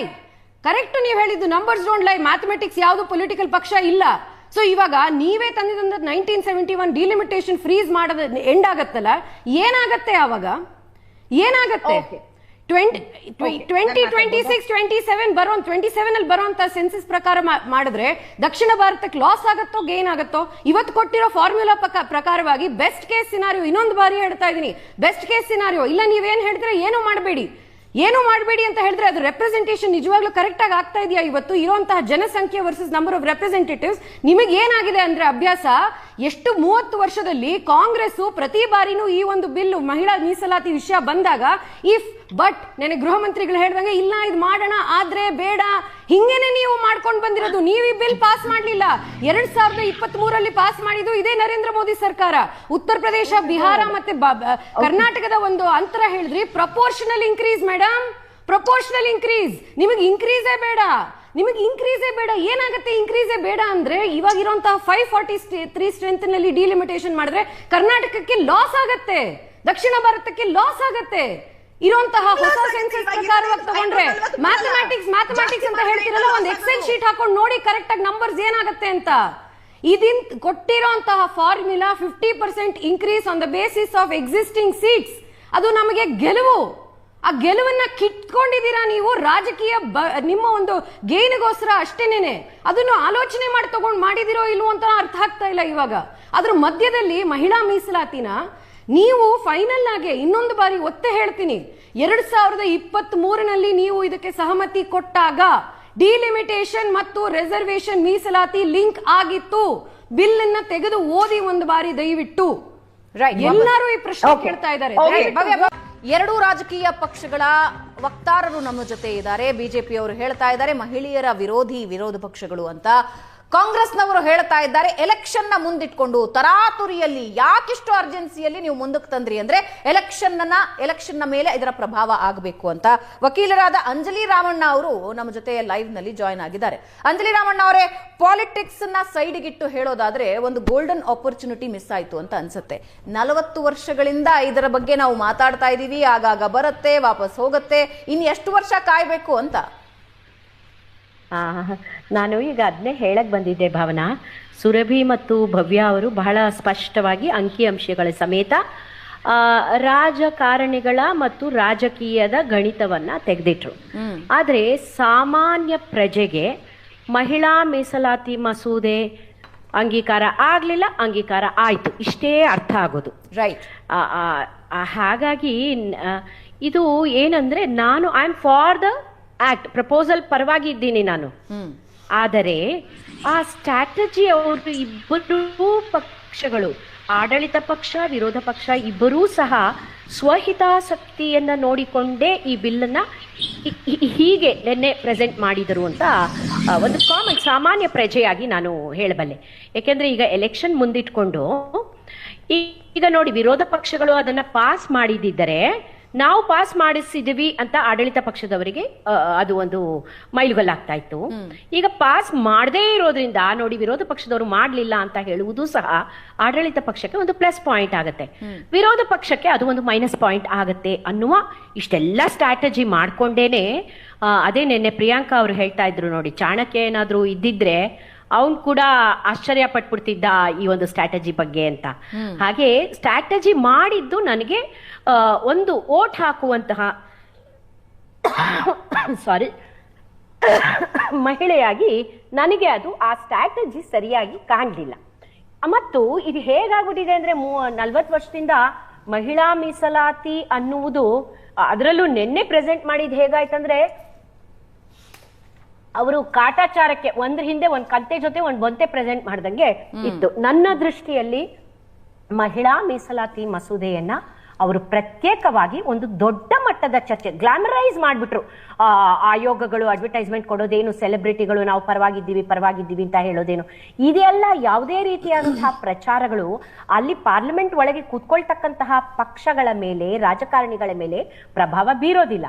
ಹಾಗಾಗಿ ನಾವು ಅವರು ಸ್ಟ್ರಾಟಜಿ ಮಾಡಿರೋದನ್ನ ಒಂದು ಪ್ರಜೆಯಾಗಿ ನಾನು ಒಪ್ಕೊಳ್ಳೋದಿಲ್ಲ. ಅದನ್ನ ಗ್ಲಾಮರೈಸ್ ಮಾಡಿ ಒಂದು ದಿನದಲ್ಲಿ ತುರುಕ್ಬಿಟ್ರು, 3 ದಿನದಲ್ಲಿ ಇನ್ನೇನು ಅಲ್ಲಿ ಎಲೆಕ್ಷನ್ ಬರ್ತಾ ಇದ್ದೆ 2 ರಾಜ್ಯಗಳಲ್ಲಿ ಅಂತ. ಇದನ್ನ ಒಂದು ಪ್ರತ್ಯೇಕವಾಗಿ ದೊಡ್ಡ ಮಟ್ಟದಲ್ಲಿ ಚರ್ಚೆ ಮತ್ತೆ ಮಾಡಿ ಏನೇನು ಬದಲಾವಣೆಗಳಿದೆಯೋ ಅದನ್ನ ಜನಮನಸ್ಸಿಗೆ ತಂದು ನಂತರ ಇವರು ಅದನ್ನ ಪಾಸ್ ಮಾಡ್ಲಿಕ್ಕೆ ಮಸೂದೆಯನ್ನ ಪ್ರೆಸೆಂಟ್ ಮಾಡಿದ್ದಿದ್ರೆ ಒಂದು ರೀತಿಯಾಗಿ ಎರಡೂ ಪಕ್ಷಗಳಿಗೂ ನೋಡಿ, ಆಗ ಪಾಸ್ ಆಗಿದ್ದಿದ್ರೆ ಆಡಳಿತ ಪಕ್ಷದವ್ರು ಹೇಳ್ಕೊಳ್ಬಹುದಾಗಿತ್ತು ನಮ್ಮ ಕಾಲದಲ್ಲಿ ಪಾಸ್ ಆಯ್ತು ಅಂತ. ಸೊ ಆ 2 ರಾಜ್ಯಗಳಲ್ಲಿ ಅವರಿಗೆ ಒಂದು ಪ್ಲಸ್ ಪಾಯಿಂಟ್ ಸಿಕ್ತಿತ್ತು. ವಿರೋಧ ಪಕ್ಷವರು ಪಾಸ್ ಮಾಡಿದಿದ್ರೆ ನಮ್ಮ ಬೆಂಬಲ ಇಲ್ಲದೆ ಇದ್ರೆ 2/3 ಮೆಜಾರಿಟಿ ಇಲ್ಲದೆ ಇದ್ರೆ ಅವರು ಪಾಸ್ ಆಗ್ತಾ ಇರಲಿಲ್ಲ ಅಂತ ಹೇಳ್ಕೊಳ್ಬೋದಿತ್ತು. ಬಟ್ ಇದೆಲ್ಲವನ್ನು ಹೊರತುಪಡಿಸಿ ನಾನು ಹೇಳೋದು, ಒಂದು ಮಹಿಳೆಯಾಗಿ, ಒಂದು ಓಟ್ ಹಾಕುವ ಮಹಿಳೆಯಾಗಿ ನನ್ನನ್ನ ಓಟಿಗೆ ಬಳಸ್ಕೊಳ್ತಾರೆ, ಆದ್ರೆ ದೇಶದ ಬಗ್ಗೆ ನಿರ್ಧಾರ ಮತ್ತು ನಿರ್ಣಯಗಳನ್ನ ಕೈಗೊಳ್ಳಿಕ್ಕೆ ನಾನು ತುಂಬಾ ನಗಣ್ಯ. ನನ್ಗೆ ಒಂದು 2ನೇ ಕ್ಲಾಸ್ ಮಗು ಹೇಳ್ತಾ ಇತ್ತು, ಹೀಗೆ ಯಾವುದೋ ಒಂದು ತರಬೇತಿಗೆ ಹೋದಾಗ, ನನ್ಗೆ ಬೆಂಕಿ ಕಂಡ್ರೆ ಹೆದರಿಕೆ ಇಲ್ಲ, ಆದ್ರೆ ಬೆಂಕಿ ಹಚ್ತಾರಲ್ಲ ಅವ್ರನ್ನ ಕಂಡ್ರೆ ಹೆದರಿಕೆ ಅಂತ. ಆ ಮಗುವಿನ ಮಾತು ನಮಗೆ ಸಣ್ಣ ಮಾತು ಅನ್ಸಿದ್ರು ಎಷ್ಟು ಪ್ರಫೌಂಡ್ ಆಗಿದೆ ಅಂದ್ರೆ ನೋಡಿ, ನನಗೆ ತುಂಬಾ ಬೇಸರ ಆಗಿದ್ದು 2 ವಿಷಯ. ನಿನ್ನೆ ಯಾವುದೇ ವಿಪ್ ಜಾರಿ ಇರಲಿಲ್ಲ, ಏನಿರಲಿಲ್ಲ, ಆದ್ರೂ ಪೂರ್ಣ ಪ್ರಮಾಣದ ಅಟೆಂಡೆನ್ಸ್ ಇತ್ತು. ಅಟೆಂಡೆನ್ಸ್ ಇರುವುದೇ ಬೇಸರದ ಸಂಗತಿ ಅಂದ್ರೆ ನಿಮ್ಗೆಲ್ಲ ಆಶ್ಚರ್ಯ ಆಗಬಹುದು. ಯಾವ ವಿಷಯ ನಿನ್ನೆ ಎತ್ಕೊಂಡಿದ್ದಾರೆ ಅದು ಎಲ್ಲಿ ಮುಂದಾಗ್ಬಿಡುತ್ತೋ ಅನ್ನೋ ದೂರದೃಷ್ಟಿಯಿಂದ, ಅಂದ್ರೆ ಅದೆಲ್ಲಿ ಪಾಸ್ ಆಗ್ಬಿಡುತ್ತೋ ಅನ್ನೋ ದೂರದೃಷ್ಟಿಯಿಂದ ಅಟೆಂಡೆನ್ಸ್ ಇತ್ತು ಅಂದ್ರೆ ಯಾರ ಮನಸ್ಸಿನಲ್ಲೂ ಮಹಿಳಾ ಪರ ಯೋಚನೆ ಅಂತೂ ಖಂಡಿತ ಇಲ್ಲ.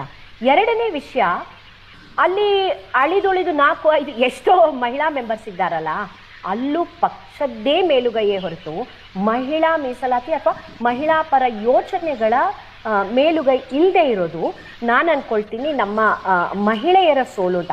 ಇವತ್ತಲ್ಲ ನಾಳೆ ಪಾಸ್ ಮಾಡ್ತೀವಿ, 40 ವರ್ಷ ಆಯ್ತು, ಇನ್ನೊಂದು 10 ವರ್ಷ 20 ವರ್ಷದಲ್ಲಿ ಯಾವುದೋ ಪಕ್ಷ ಬರುತ್ತೆ, ಹಲವಾರು ಬದಲಾವಣೆಗಳ ಜೊತೆ ಪಾಸ್ ಮಾಡ್ತೀವಿ. ಆದ್ರೆ ಇದು ಟೈಮ್ 40 ವರ್ಷ ಒಂದು ಮಹಿಳಾ ಮೀಸಲಾತಿ. ಅಂಜಲಿ ರಾಮಣ್ಣ ಅವರೇ, ರಿಪ್ರೆಸೆಂಟೇಷನ್ ಅಲ್ಲ, ಇದು ಈಗ ಇವತ್ತು ನಾಳೆಲಿ ಇದು ಬರುತ್ತೆ ಅಂತ ನನಗಂತೂ ಅನ್ನಿಸ್ತಾ ಇಲ್ಲ. ಇವತ್ತು ನಾಳೆಲಿ ಬರಲ್ಲ. ಯಾಕೆಂದ್ರೆ ಅಂಜಲಿ ರಾಮಣ್ಣ ಅವರೇ, ಈಗ ನಡೀತಾ ಇರೋ ಎಲೆಕ್ಷನ್ಸ್ ಮಹಿಳಾ ಸೀಟ್ಗಳು ಎಷ್ಟು ಜನರಿಗೆ ನಿಮಗೆ ಕಂಟೆಸ್ಟ್ ಮಾಡೋದಕ್ಕೆ ಎಷ್ಟು ಪರ್ಸೆಂಟ್ ಕೊಟ್ಟಿದ್ದಾರೆ ಅಂತ ಹೇಳಿದ್ರೆ, ರಾಷ್ಟ್ರೀಯ ಪಕ್ಷಗಳು ಕೊಟ್ಟಿರೋದು ನಾಟ್ ಮೋರ್ ದೆನ್ 15%, 11%.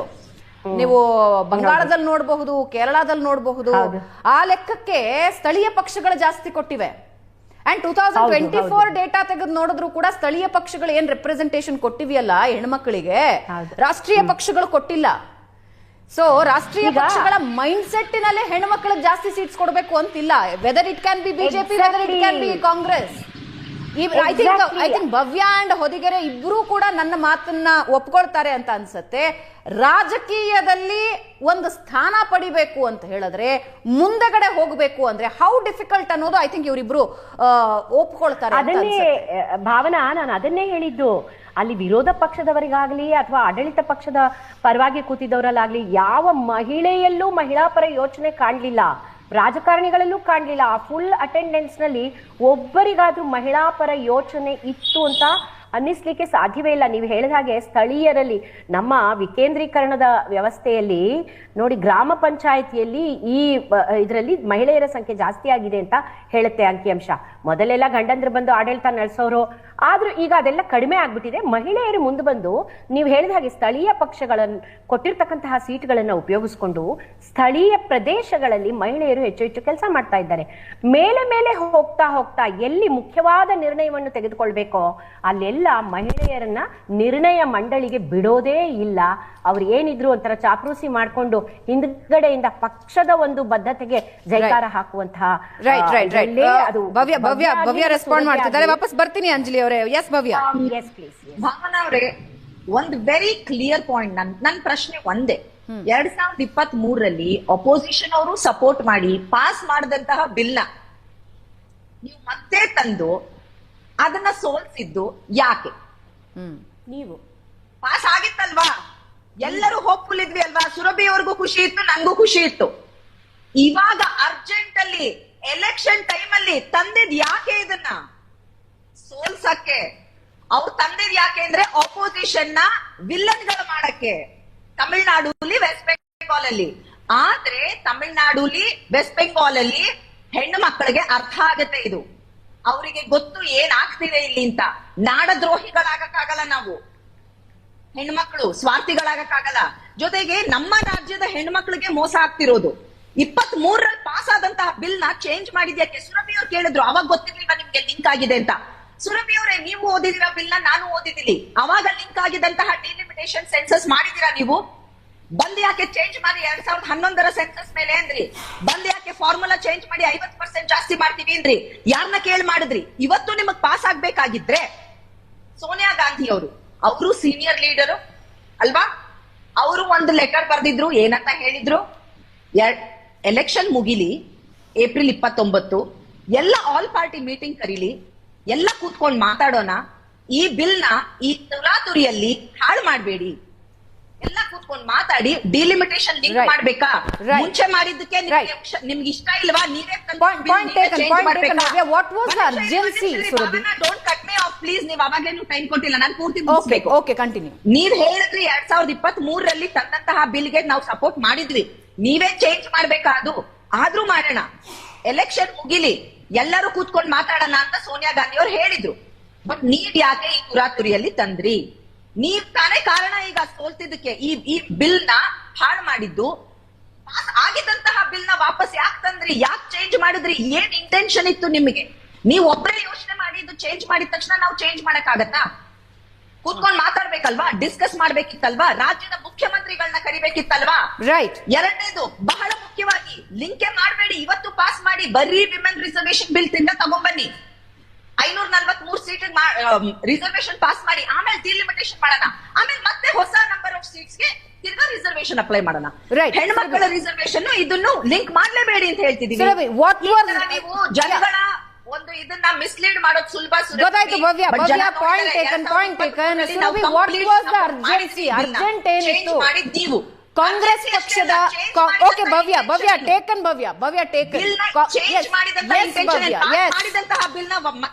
ಸುರಭಿ ಕಾಂಗ್ರೆಸ್ನ ಪಾಯಿಂಟ್ ಕ್ಲಿಯರ್ ಇದೆ. ನೀವು ಒಂದು ತಿಂಗಳ ಅವಕಾಶ ಕೊಡಿ, ಇಲ್ಲ 15 ದಿನ ಅವಕಾಶ ಕೊಡಿ. Let's discuss, let's understand. ಇಷ್ಟು ತರಾತುರಿಯಲ್ಲಿ 2 ದಿನದ ವಿಶೇಷ ಅಧಿವೇಶನ ಕರೆದು ಬಿಲ್ ಮಂಡನೆ ಮಾಡಬೇಕಾದ ಅನಿವಾರ್ಯತೆ ಏನ್ ಬಿತ್ತು ಬಿಜೆಪಿಗೆ ಅಂತ. It is truly like Congress ಏನು ಎಲೆಕ್ಷನ್ಸ್ ಇದೆ, ಎಲೆಕ್ಷನ್ಸ್ಗೆ ಹೆಣ್ಣು ಮಕ್ಕಳ ವಿರೋಧ ಪಕ್ಷಗಳು ಅಂತ ತೋರಿಸೋದಿದೆ, ಅದಕ್ಕೆ ಬಿಜೆಪಿ ತಗೊಂಡ್ಬಂತು ಅಂತಾರ ಅವರು. ಪ್ರಿಯಾಂಕಾ ಗಾಂಧಿ ವಾದ್ರಾ ಅವ್ರು ಹೇಳ್ತಾರೆ ಚಾಣಕ್ಯನ ಮೀರಿಸಬಹುದಿತ್ತು ನೀವು ಅಂತ. ನಾವು ಇಷ್ಟೊಂದು ಸ್ಟ್ರಾಟಜಿ ಮಾಡಿದೀವಿ ಅಂತ ಹೇಳ್ತಿರಲ್ಲ, ಆದ್ರೆ ನೀವೇ ಹೇಳ್ತೀರಾ ಇಲ್ಲ ಇದು ಎಲೆಕ್ಷನ್ ಮೇಲೆ ಯಾವುದೇ ಆದಂತಹ ಪ್ರಭಾವ ಬೀರಲ್ಲ, ಮಹಿಳೆಯರು ಇದನ್ನ ನೋಡ್ತಾರೆ, ಅವ್ರಿಗೆ ಹಂಗ ಅನ್ಸಲ್ಲ ಅಂತ. ನೀವು ಡಿಸೈಡ್ ಮಾಡಿ ನಾವು ಸ್ಟ್ರಾಟಜಿ ಮಾಡಿದೀವೋ ಇದ್ರ ಬಗ್ಗೆ ಏನು ಅಂತ. ನಾವು ಮಾಡಿರುವಂತದ್ದು ಮುಂದಾಲೋಚನೆಯಿಂದ. ದಯವಿಟ್ಟು ಮೇಡಮ್, ದಯವಿಟ್ಟು ನೀವು ಮಾತಾಡಿದಾಗ ಒನ್ ಸೆಕೆಂಡ್. ಎಸ್, ಇದು 30-40 ವರ್ಷಗಳಿಂದ ಬಹಳಷ್ಟು ಬಾರಿ ಕಾಂಗ್ರೆಸ್ಗೆ ಅವಕಾಶ ಇದ್ದಿದ್ದಂತಹ ಸಮಯದಲ್ಲಿ ಬಿಜೆಪಿ ಯಾವತ್ತೂ ಮಹಿಳಾ ಮೀಸಲಾತಿ ವಿರುದ್ಧ ವೋಟ್ ಮಾಡಿಲ್ಲ. ಆದ್ರೆ ಕಾಂಗ್ರೆಸ್ ಯಾವತ್ತೂ ಇದನ್ನ ನಿಜವಾಗ್ಲೂ ಪಾಸ್ ಮಾಡಬೇಕು, ಇದನ್ನ ಜಾರಿ ಮಾಡಬೇಕು ಅಂತ ಇದ್ದಿದ್ದೇ ಅಲ್ಲ.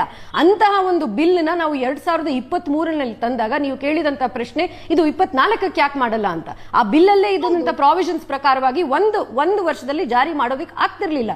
ಯಾಕೆಂದ್ರೆ ಇಟ್ ವಾಸ್ ಲಿಂಕ್ ಟು, ಇನ್ನೊಂದ್ಸರಿ ಹೇಳ್ತಾ ಇದ್ದೀನಿ, ಡಿಲಿಮಿಟೇಷನ್ ಅಂಡ್ ಸೆನ್ಸಸ್. ನಮಗೆ ಇವಾಗ ಏನ್ ಅನ್ಸಿದ್ದು ಅಂದ್ರೆ ಬಹಳ ಆಲೋಚನೆ ಆದಂತ ಸಮಯದಲ್ಲಿ ಅನ್ಸಿದ್ದು ಏನು ಅಂದ್ರೆ, ಇನ್ನೊಂದು ಎಲೆಕ್ಷನ್ ಸೈಕಲ್ ಮಿಸ್ ಆಗತ್ತಲ್ಲ, ಆಪೋಸಿಷನ್ ಬರ್ದಿರುವಂತಹ ಪತ್ರದ ಪ್ರಕಾರವಾಗಿ ಇಮಿಡಿಯೇಟ್ ಆಗಿ ಇಂಪ್ಲಿಮೆಂಟ್ ಮಾಡಿ, ಬೇಕಾಗಿದ್ದಂತ ಎಲ್ಲ ಒಂದು ವ್ಯವಸ್ಥೆನ ಮಾಡೋದಕ್ಕೆ ಈ ಸ್ಪೆಷಲ್ ಸೆಷನ್ ಕರೆದಿದ್ದು. ನಂತರ ನೀವು ಕನ್ಸಲ್ಟೇಷನ್ ಅಂತ ಹೇಳ್ತಿರಲ್ಲ, ಹೇಳಿ ನಿಮ್ ವ್ಯೂಸ್ ಹೆಂಗ್ ಚೇಂಜ್ ಆಗ್ತಾ ಇತ್ತು? ಯಾಕೆಂದ್ರೆ ಅಮಿತ್ ಶಾ ಅವರು 50% ಪ್ರಪೋರ್ಷನ್ ಇನ್ಕ್ರೀಸ್ ನಾನು ಅಮೆಂಡ್ಮೆಂಟ್ ಹಾಕಿ ನಿಮಗೆ 1 ಅವರ್ ಅಲ್ಲಿ ಕೊಡ್ತೀನಿ ಅಂತ ಹೇಳಿದ ಸಮಯದಲ್ಲಿ ಗಪ್ಚುಪ್ ಆಪೋಸಿಷನ್ ಗಪ್ಚುಪ್. ನಿಮ್ಗೆ ನಿಜವಾಗ್ಲೂ ಅದು ಬೇಕಾಗಿತ್ತಾ? ಇಲ್ಲ, ನಿಮಗೆ ಬೇಕಾಗಿರ್ಲಿಲ್ಲ. ನಿಮಗೆ ಮಹಿಳಾ ಮೀಸಲಾತಿ ನಿಜವಾಗ್ಲೂ ಜಾರಿಗೆ ಬರುತ್ತೆ ಅಂತ ನೀವು ಅನ್ಕೊಂಡಿರ್ಲಿಲ್ಲ, ಬೇಕಾಗಿರ್ಲಿಲ್ಲ ನಿಮಗೆ. ಹಾಗಾಗಿ ನೀವು ಸಪೋರ್ಟ್ ಮಾಡಲಿಲ್ಲ. ನಾವೇ ತಂದಿದಂತಹ ಬಿಲ್ ನಾವೇ ಡಿಫೀಟ್ ಮಾಡಬೇಕು ಅಂತ ಅಷ್ಟೊಂದು ಚಾಣಕ್ಯತೆ ನಮಗಿದೆ. ಆದ್ರೆ ಅದ್ರದ್ದು ಇಂಪ್ಯಾಕ್ಟ್ ಆಗೋದಿಲ್ಲ. ಯಾಕಂದ್ರೆ ತಮಿಳುನಾಡು ಮತ್ತೆ ಬೆಂಗಾಲಲ್ಲಿ ಮಹಿಳೆಯರು ಒಪ್ಪದಿಲ್ಲ ಅಂದ್ರೆ ನಾವು ಏನಕ್ಕೆ ಮಾಡಿದೀವಿ ಅನ್ಕೊಂಡಿದ್ದೀರಾ? ಮುಂದಾಲೋಚನೆಯಿಂದ ಇದೇ ಸರ್ಕಾರ ಆರ್ಟಿಕಲ್ 370 ತೆಗೆದಿದ್ದು, ಇದೇ ಸರ್ಕಾರ ಆಪೋಸಿಷನ್ ಸಿಂಧೂರ್ ಮಾಡಬೇಕಾದಂತಹ ಸಮಯದಲ್ಲಿ ನೀವು ಪ್ರಶ್ನೆ ಕೇಳಿದ್ದು. ಯಾವುದೇ ಆದಂತಹ ಮುಂದಾಲೋಚನೆ ಇಟ್ಕೊಂಡು ಮಾಡಬೇಕಾದಂತಹ ಸಮಯದಲ್ಲಿ ಕಾಂಗ್ರೆಸ್ ರಾಜಕೀಯ ಮಾಡುತ್ತೆ ಹೊರತು ಮಹಿಳೆಯರ ಬಗ್ಗೆ ಯೋಚನೆ ಮಾಡೋದಿಲ್ಲ, ಸಾಮಾನ್ಯ ಮಹಿಳೆಯರ ಬಗ್ಗೆ ಯೋಚನೆ ಮಾಡೋದಿಲ್ಲ. ಮತ್ತೆ ಅಲ್ಲಿ ಉಪಯೋಗಿಸಿದಂತಹ ಭಾಷೆ, ಕಣಿಮೊಳ್ಳಿ ಅವರು ಹೇಳ್ತಾರೆ, ಇವ್ರದೇ ಆದಂತಹ ವಿರೋಧ ಪಕ್ಷದ ಕಾಂಗ್ರೆಸ್ ಅವರದ ಆತ್ಮೀಯರಾದಂತವ್ರು ಹೇಳ್ತಾರೆ, ಈ ಮಹಿಳೆಯರು ನಾವು ಇಷ್ಟಿದೀವಿ, ಇವಾಗಲೇ ಮಾತಾಡೋದಕ್ಕೆ ಬಿಡಲ್ಲ, ಇನ್ನು 850 ಆದ್ರೆ ಎಲ್ಲಿ ಮಾತಾಡೋಕೆ ಬಿಡ್ತಾರೆ ನಮ್ಮನ್ನ ಅಂತ ಅಷ್ಟು ಆ ಮನಸ್ಥಿತಿಲಿ ಇದ್ದಾರೆ ಇನ್ನು ಈ ಪರಿವಾರವಾದಂತಹ ರಾಜಕಾರಣ ಪಕ್ಷಗಳು. ಆದ್ರೆ ನಾವು ಹೇಳ್ತಾ ಇರೋದು, ನರೇಂದ್ರ ಮೋದಿ ಅವರು ಹೇಳ್ತಿದ್ದು, ನೀವೇ ತಗೊಳ್ಳಿ ಕ್ರೆಡಿಟ್ ಅನ್ನ, ಇದನ್ನ ಪಾಸ್ ಮಾಡ್ಕೊಡಿ, ನೀವೇ ತಗೊಳ್ಳಿ ಕ್ರೆಡಿಟ್ ಅನ್ನ, ನಮಗ್ ಬೇಕಾಗಿಲ್ಲ ಕ್ರೆಡಿಟ್, ನೀವೇ ತಗೊಳ್ಳಿ, ಆದ್ರೆ ಪಾಸ್ ಮಾಡಿಸಿ ಇದನ್ನ. ಅರ್ಜೆನ್ಸಿ 30 ವರ್ಷ ಕಾದಿರುವಂತಹ ಕರ್ನಾಟಕದ ಮತ್ತು ಭಾರತದ ಮಹಿಳೆಯರಿಗೆ ತಕ್ಷಣವಾಗಿ ಇಂಪ್ಲಿಮೆಂಟ್ ಮಾಡ್ತೀವಿ. ಮತ್ತೆ ಅವರು ವಕೀಲರು ಒಂದು ಬಹಳ ಇಂಟ್ರೆಸ್ಟಿಂಗ್ ಆಗಂತ ವಿಷಯ ಇದ್ರು, ಇದು ಹೇಳ್ತಾ ನಾನು ಮುಗಿಸ್ತೀನಿ ನನ್ನ ಮಾತುಗಳನ್ನ. ಯಾಕೆ ಬೇಕಾಗಿತ್ತು ಪ್ರಚಾರ, ಯಾಕೆ ಬೇಕಾಗಿತ್ತು ಇಷ್ಟು ಮಹಿಳೆಯರ ಜೊತೆ ಮಾತಾಡುವಂಥದ್ದು? ಮೇಡಮ್, ನಾನು ಒಬ್ಬ ಕಾರ್ಯಕರ್ತೆಯಾಗಿ ಈ ಒಂದು ವಾರದಲ್ಲಿ ಕಲಬುರಗಿ ಇರ್ಬೋದು, ಉತ್ತರ ಕನ್ನಡ ಇರ್ಬೋದು, ಬೆಂಗಳೂರಲ್ಲಿ ಇರ್ಬೋದು, ಎಲ್ಲರ ಜೊತೆ ಚರ್ಚೆ ಮಾಡ್ಕೊಂಡು ಬಂದೆ. ಎಷ್ಟು ಆಸಕ್ತಿಯಿಂದ ಮಾತಾಡಿದ್ರು ಮಹಿಳೆಯರು. ಒಂದು ಅವಕಾಶ ಸಿಗ್ತಾ ಇದೆ ನಮಗೆ, ಎಷ್ಟು ಖುಷಿಯಾಗಿ ಹೇಳಿದ್ರು. ನಮ್ಮ ಪ್ರಧಾನಿಗಳು ಆಗ್ಲೇ 23ರಲ್ಲಿ ಈ ಬಿಲ್ಲನ್ನ ಪಾಸ್ ಮಾಡಿ ಆಕ್ಟ್ ಮಾಡಿದ್ದಾರೆ, ಆದ್ರೆ ಜಾರಿಗೆ ಬರುತ್ತಾ ಅಂತ ನಮ್ಗೆ ಎಲ್ಲರಿಗೂ ಪ್ರಶ್ನೆ ಇತ್ತು. ಕಾಂಗ್ರೆಸ್ ಅವ್ರು ಬಿಡ್ತಾರೆ ಅಂತ ಎಲ್ಲರಿಗೂ ಪ್ರಶ್ನೆ ಇತ್ತು. ಆದ್ರೆ ಇಂತಹ ಒಂದು ವೇಗವಾಗಿ ಇಂಪ್ಲಿಮೆಂಟ್ ಮಾಡೋದಕ್ಕೆ ಈ ಒಂದು ಸ್ಪೆಷಲ್ ಆಗಿ ಒಂದು ಸೆಷನ್ ಕರೆದಿದ್ದಾರಲ್ಲ, ಹಾಗೆಯೇ 23ನಲ್ಲೂ ಕೂಡ ಇಂಪ್ಲಿಮೆಂಟ್ ಡಿಸ್ಕಸ್ ಮಾಡಬೇಕಾದ ಸಮಯದಲ್ಲಿ ಸ್ಪೆಷಲ್ ಸೆಷನ್ ಕರೆದಿದ್ದು. 6 ಮಂತ್ ಕನ್ಸಲ್ಟೇಷನ್ ಆಗ್ಲಿಲ್ಲ ಭಾವನಾ ಅವರೇ. ಮೊದಲನೇ ಬಾರಿ 23ನಲ್ಲಿ ಕಾಮನ್ ವುಮೆನ್ ಕ್ವೆಶ್ಚನ್ ಇದೆ ನಿಮಗೆ. ಕಾಮನ್ ವುಮೆನ್ ಕ್ವೆಶ್ಚನ್ ಇದೆ. ಒಂದು ರಿಪ್ರೆಸೆಂಟೇಷನ್ ಕೊಡೋದಕ್ಕೆ ಭವ್ಯ, ಐ ಕಮ್ ಬ್ಯಾಕ್ ಭವ್ಯ, ನನ್ನ ಕ್ವಶನ್ ಇದೆ, ಒಂದು ರಿಪ್ರೆಸೆಂಟೇಷನ್ ಕೊಡೋದಕ್ಕೆ ಒಂದು ಒಂದು ಒಂದು ಮಸೂದೆನೇ ಬರಬೇಕಾ ಅಂತ. ನಾನು ಈಗಾಗಲೇ ನಿಮಗೆ ಡೇಟಾ ಸಮೇತ ಹೇಳ್ತಾ ಇದ್ದೆ, ಒಂದು ರಿಪ್ರೆಸೆಂಟೇಷನ್ ಕೊಡೋದಕ್ಕೆ ಒಂದು ಮಸೂದೆನೇ ಬರಬೇಕಾ? ಈಗ ಬಿಜೆಪಿ ಸರ್ಕಾರ ಮಹಿಳಾ ಮೀಸಲಾತಿಯನ್ನ ಪುಷ್ ಮಾಡ್ತಾ ಇದೆ. ಪ್ರಧಾನಿ ಮೋದಿ ಸಂಸತ್ನಲ್ಲೂ ಕೂಡ ಕೇಳಿದ್ರು, ರಿಕ್ವೆಸ್ಟ್ ಮಾಡಿದ್ರು, ಟ್ವಿಟರ್ನಲ್ಲೂ ರಿಕ್ವೆಸ್ಟ್ ಮಾಡಿದ್ರು. Tell me about the data. ಕಳೆದ 2024 ಡೇಟಾ ತಗೊಳ್ಳಿ, ಈಗಿನ ಪಂಚರಾಜ್ಯಗಳ ಡೇಟಾ ತಗೊಳ್ಳಿ. ನಿಮ್ಮ ರಿಪ್ರೆಸೆಂಟೇಷನ್ ಬಗ್ಗೆ, ನಿಮಗೆ ಮಹಿಳಾ ರಿಪ್ರೆಸೆಂಟೇಷನ್ ಬಗ್ಗೆ ಅಷ್ಟು ಆಸಕ್ತಿ ಇದ್ರೆ ಟಿಕೆಟ್ಗಳ ಹಂಚಿಕೆಯಲ್ಲಿ ಯಾಕೆ ಆ ಆಸಕ್ತಿ ಕಂಡು ಬರಲ್ಲ? Why it is not possible ಒಬ್ಬ ರಾಜಕೀಯ ಪಕ್ಷವಾಗಿ? ನಾನು ಕೇಳ್ತೀನಿ ಸುರಭಿ ಅವರಿಗೆ ಪ್ರಶ್ನೆ ಅದು. ಓಕೆ, ಈ ಒಂದು ಪ್ರಶ್ನೆ ನಿಜವಾಗ್ಲೂ ಕಠಿಣವಾದಂತಹ ಪ್ರಶ್ನೆ. ಇದ್ರಲ್ಲಿ ಬಹುಶಃ ನಾವೆಲ್ಲರೂ ಒಪ್ತೀವೇನೋ, ವಿಶ್ವಾದ್ಯಂತ ಇದೊಂದು ಸಮಸ್ಯೆ. ವಿಶ್ವಾದ್ಯಂತ 50% ಎಲ್ಲ ದೇಶಗಳಲ್ಲೂ ರೆಪ್ರೆಸೆಂಟೇಷನ್ ಇದೆ ಅಂತ ಇಲ್ಲ. ಮತ್ತೆ ನಮ್ಮ ಬ್ರಿಟನ್ನಲ್ಲಿ 40 ಇದೆ, ಯುಎಇ ನಲ್ಲಿ 50 ಇದೆ, ಅದೂನು 40 ಇದೆ, 44 ಇದೆ. ಹೌದು, ಸ್ವೀಡನ್ ನಲ್ಲೂ 40 ಇದೆ, ಆಸ್ಟ್ರೇಲಿಯಾನಲ್ಲೂ ಹಾಗೆ ಇದೆ. ರುವಾಂಡಾನಲ್ಲಿ ಜೆನೋಸೈಡ್ ಆದ ನಂತರ ಇನ್ಕ್ರೀಸ್ ಆಗಿರುವಂತದ್ದು, ಅಂದ್ರೆ ಪುರುಷರು ಇಲ್ಲೇ ಇರುವಂತಹ ಸಂದರ್ಭದಲ್ಲಿ. ನಮ್ಮಲ್ಲಿರೋದು 14%, ಮತ್ತೆ ಕರ್ನಾಟಕದಲ್ಲಿ ಇರುವಂತದ್ದು ವೆರಿ ವೆರಿ ವೆರಿ ಲೋ, 4.5%. 10 ಜನ ಮಹಿಳೆಯರು 1981 ಆದ ನಂತರ ಮೊದಲನೇ ಬಾರಿ ಡಬಲ್ ಡಿಜಿಟ್ ನಾವು ಮಾಡಿರುವಂಥದ್ದು ಈ ಒಂದು ಅಸೆಂಬ್ಲಿನಲ್ಲಿ. ಹಾಗಾಗಿ ಪುರುಷ ಪ್ರಧಾನ ಸಮಾಜದಲ್ಲಿ ಇರುವಂತಹ ಸಂದರ್ಭದಲ್ಲಿ ಮಹಿಳೆಯರಿಗೆ ಆ ಹಕ್ಕು, ಮತ್ತೆ ನೋಡಿ ಎಲ್ಲ ಸಮಾಜದ ಎಲ್ಲ ಭಾಗಗಳಲ್ಲೂ ಮಹಿಳೆಯರು ಮುಂದೆ ಬರ್ತಾ ಇದ್ದಾರೆ. ಆದರೆ ರಾಜಕೀಯದಲ್ಲಿ ಯಾಕೆ ಬರ್ತಿಲ್ಲ ಅನ್ನೋ ಒಂದು ಪ್ರಶ್ನೆನ ಉತ್ತರಕ್ಕೆ ಅದರದ್ದೇ ಆದಂತಹ ಒಂದು ಮ್ಯಾಸ್ಕ್ಯುಲಿನ್ ಡೊಮೇನ್ ಅಂತ ನೋಡ್ಕೊಂಡು ಬಂದಿರುವಂತದ್ದು ರಾಜಕೀಯವನ್ನ. ಮತ್ತೆ ಯಾಕೆ ನಾವು ಮೀಸಲಾತಿ ತರಬೇಕಿತ್ತು ಅಂತ ಒಳ್ಳೆ ಪ್ರಶ್ನೆ ಕೇಳಿದ್ರಿ. ಬೇರೆ ಬೇರೆ ಇದು ಮೀಸಲಾತಿ ತರಬೇಕಿತ್ತಲ್ಲ, ಮೀಸಲಾತಿನೇ ಯಾಕೆ ತರಬೇಕಿತ್ತು ಅಂತ. ಇದು ಭವ್ಯ ಅವರು ಜೆಂಡರ್ ಓದಿರುವಂತವ್ರು, ಬೇರೆ ಅಬ್ರಾಡಿನ ಯೂನಿವರ್ಸಿಟಿಯಲ್ಲಿ ನಾನು ಓದಿರುವಂತವಳು. ಅಲ್ಲಿ ಒಂದು ನಮ್ಮ ಹೇಳ್ತಾರೆ ಏನು ಅಂದ್ರೆ ಬಹಳ ಡಿಫ್ರೆಂಟ್ ಮೆಥಡ್ಸ್ ಇದೆ. ಇಂಟರ್ನಲ್ ಪಾರ್ಟಿ ರಿಸರ್ವೇಶನ್ ಇರ್ಬೋದು, ಪ್ರಪೋರ್ಷನಲ್ ಆಗಿ ರೆಪ್ರೆಸೆಂಟ್ ಮಾಡುವಂಥದ್ದು ಇರ್ಬೋದು, ಅಥವಾ ಇದು ಆಸ್ ಪರ್ ಕಾನ್ಸ್ಟಿಟ್ಯೂಷನ್ ಆಗಿ ಕಾನ್ಸ್ಟಿಟ್ಯೂಷನ್ ಅಮೆಂಡ್ಮೆಂಟ್ ಮಾಡುವಂಥದ್ದು. ನಮ್ಮ ದೇಶದ ವಿವಿಧತೆ ಮತ್ತು ನಮ್ಮ ಸಂಖ್ಯೆಯನ್ನು ನೋಡ್ಕೊಂಡು ಬಂದ್ರೆ ಒಂದು constitutional amendment is the most and in law is the most effective way ಅಂತ ಬಹಳಷ್ಟು ರಿಸರ್ಚ್ ತೋರಿಸಿದೆ. ಇದು 74th 73rd ಅಮೆಂಡ್ಮೆಂಟ್ ಅಲ್ಲಿ ಆಗಿರುವಂತಹ huge number of increase of women ನೋಡ್ಕೊಂಡು ಬಂದ್ರೆ ಬಹಳಷ್ಟು ರಿಸರ್ಚ್, ಒಬ್ರು ತನುಶ್ರೀ ಗೋಯಲ್ ಅಂತ ರಿಸರ್ಚ್ ಮಾಡಿರುವಂತವ್ರು ತೋರಿಸ್ತಾರೆ. ಬಹಳ ವರ್ಷದಾದ ನಂತರ ಮೀಸಲಾತಿಯ ಮೂಲಕ ರೋಲ್ ಮಾಡೆಲ್ ಎಫೆಕ್ಟ್, ಬಹಳಷ್ಟು ಜನ ಮಹಿಳೆ ಮುಂದೆ ಹೋಗ್ತಿರೋದನ್ನ ನೋಡಿದಾಗ ಇನ್ನೂ ಮಹಿಳೆಯರು ರಾಜಕೀಯಕ್ಕೆ ಬರ್ತಾರೆ, ಸೊಸೈಟಿ ಚೇಂಜ್ ಮಾಡೋದಕ್ಕೆ ಅದು ಕಾಣಿಸ್ಬೇಕು ಅಂತ. ಹಾಗಾಗಿ ಮೋಸ್ಟ್ ಎಫೆಕ್ಟಿವ್ ಇನ್ಸ್ಟ್ರೂಮೆಂಟ್ ಅಂತ ನಾವು ಡಿಸೈಡ್ ಮಾಡಿರುವಂತದ್ದು ಈ ಲಾ. ಹಾಗಾಗಿ ಇದನ್ನ ನಾವು ಬಹಳಷ್ಟು ವರ್ಷಗಳಿಂದ ನೋಡ್ಕೊಂಡು ಬರ್ತಾ ಇರುವಂತದ್ದು, ಹೋರಾಟ ಮಾಡ್ತಾ ಇರೋದು. ಓಕೆ ಭವ್ಯ, ಸೇಮ್ ಕ್ವಶನ್ ನಾನು ನಿಮ್ಮನ್ನ ಕೇಳ್ತಾ ಇದ್ದೀನಿ, ಮೀಸಲಾತಿಯ ಮೂಲಕವೇ ರೆಪ್ರೆಸೆಂಟೇಷನ್ ಯಾಕೆ ಮಾಡಬೇಕು ಅಂತ. ಯಾಕೆಂದ್ರೆ ಈ ಡೈನಾಸ್ಟಿ ಥಾಟ್ ಏನಿದೆಯಲ್ಲ, ಅದನ್ನ ನಮ್ಮನ್ನ ಯಾರನ್ನೂ ಬಿಟ್ಟು ಹೋಗಿಲ್ಲ. ಈಗ ಮಹಿಳೆಯೊಬ್ಬರು ಪಾಲಿಟಿಕ್ಸ್ ಬರಬೇಕು, ಒಂದು ಅಧಿಕಾರನ ಹಿಡಿಬೇಕು ಅಂತ ಹೇಳಿದ್ರೆ ಈದರ್ ಅವರು ಪೊಲಿಟಿಕಲ್ ಫ್ಯಾಮಿಲಿಯಿಂದ ಬಂದಿರಬೇಕು, ಅಥವಾ ಬಹಳ ವರ್ಷಗಳಿಂದ ಲೈಮ್ ಲೈಟ್ ಅಲ್ಲಿ ಇದ್ರೆ ಒಂದು ಅವಕಾಶ ಸಿಕ್ಬಿಡುತ್ತೆ. ನನ್ನ ಪ್ರಶ್ನೆ ಇರೋದು, ಕಳೆದ 8ನೇ ದಶಕ ನಾವು ಸ್ವಾತಂತ್ರ್ಯ ಪಡೆದುಕೊಂಡ ನಂತರ still we are in single digits in many states. ಇವತ್ತಿಗೂ ಡಬಲ್ ಡಿಜಿಟ್ ಅಬ್ಬಬ್ಬಾ ಅಂದ್ರೆ ಎಷ್ಟಾಗಿದೆ ಅಂದ್ರೆ 20 ದಾಟಿಲ್ಲ. Why is it so? ಒಂದು ಮಸೂದೆ ಬಂದ್ರೆ ಮಾತ್ರ ಹೆಣ್ಣು ಮಕ್ಕಳಿಗೆ ರಿಪ್ರೆಸೆಂಟೇಷನ್. ನೀವು ರಾಷ್ಟ್ರೀಯ ಪಕ್ಷಕ್ಕೆ ಸೇರಿದವರೇ, ಸುರಭಿ ಹೊದಿಗೆರೆ ಅವರು ರಾಷ್ಟ್ರೀಯ ಪಕ್ಷಕ್ಕೆ ಸೇರಿದವರೇ, ಇವತ್ತು ಇಬ್ರು ಬೇಕು ಬೇಡಗಳನ್ನ ಜಗಳ ಮಾಡ್ತಾ ಇದ್ದೀರಾ.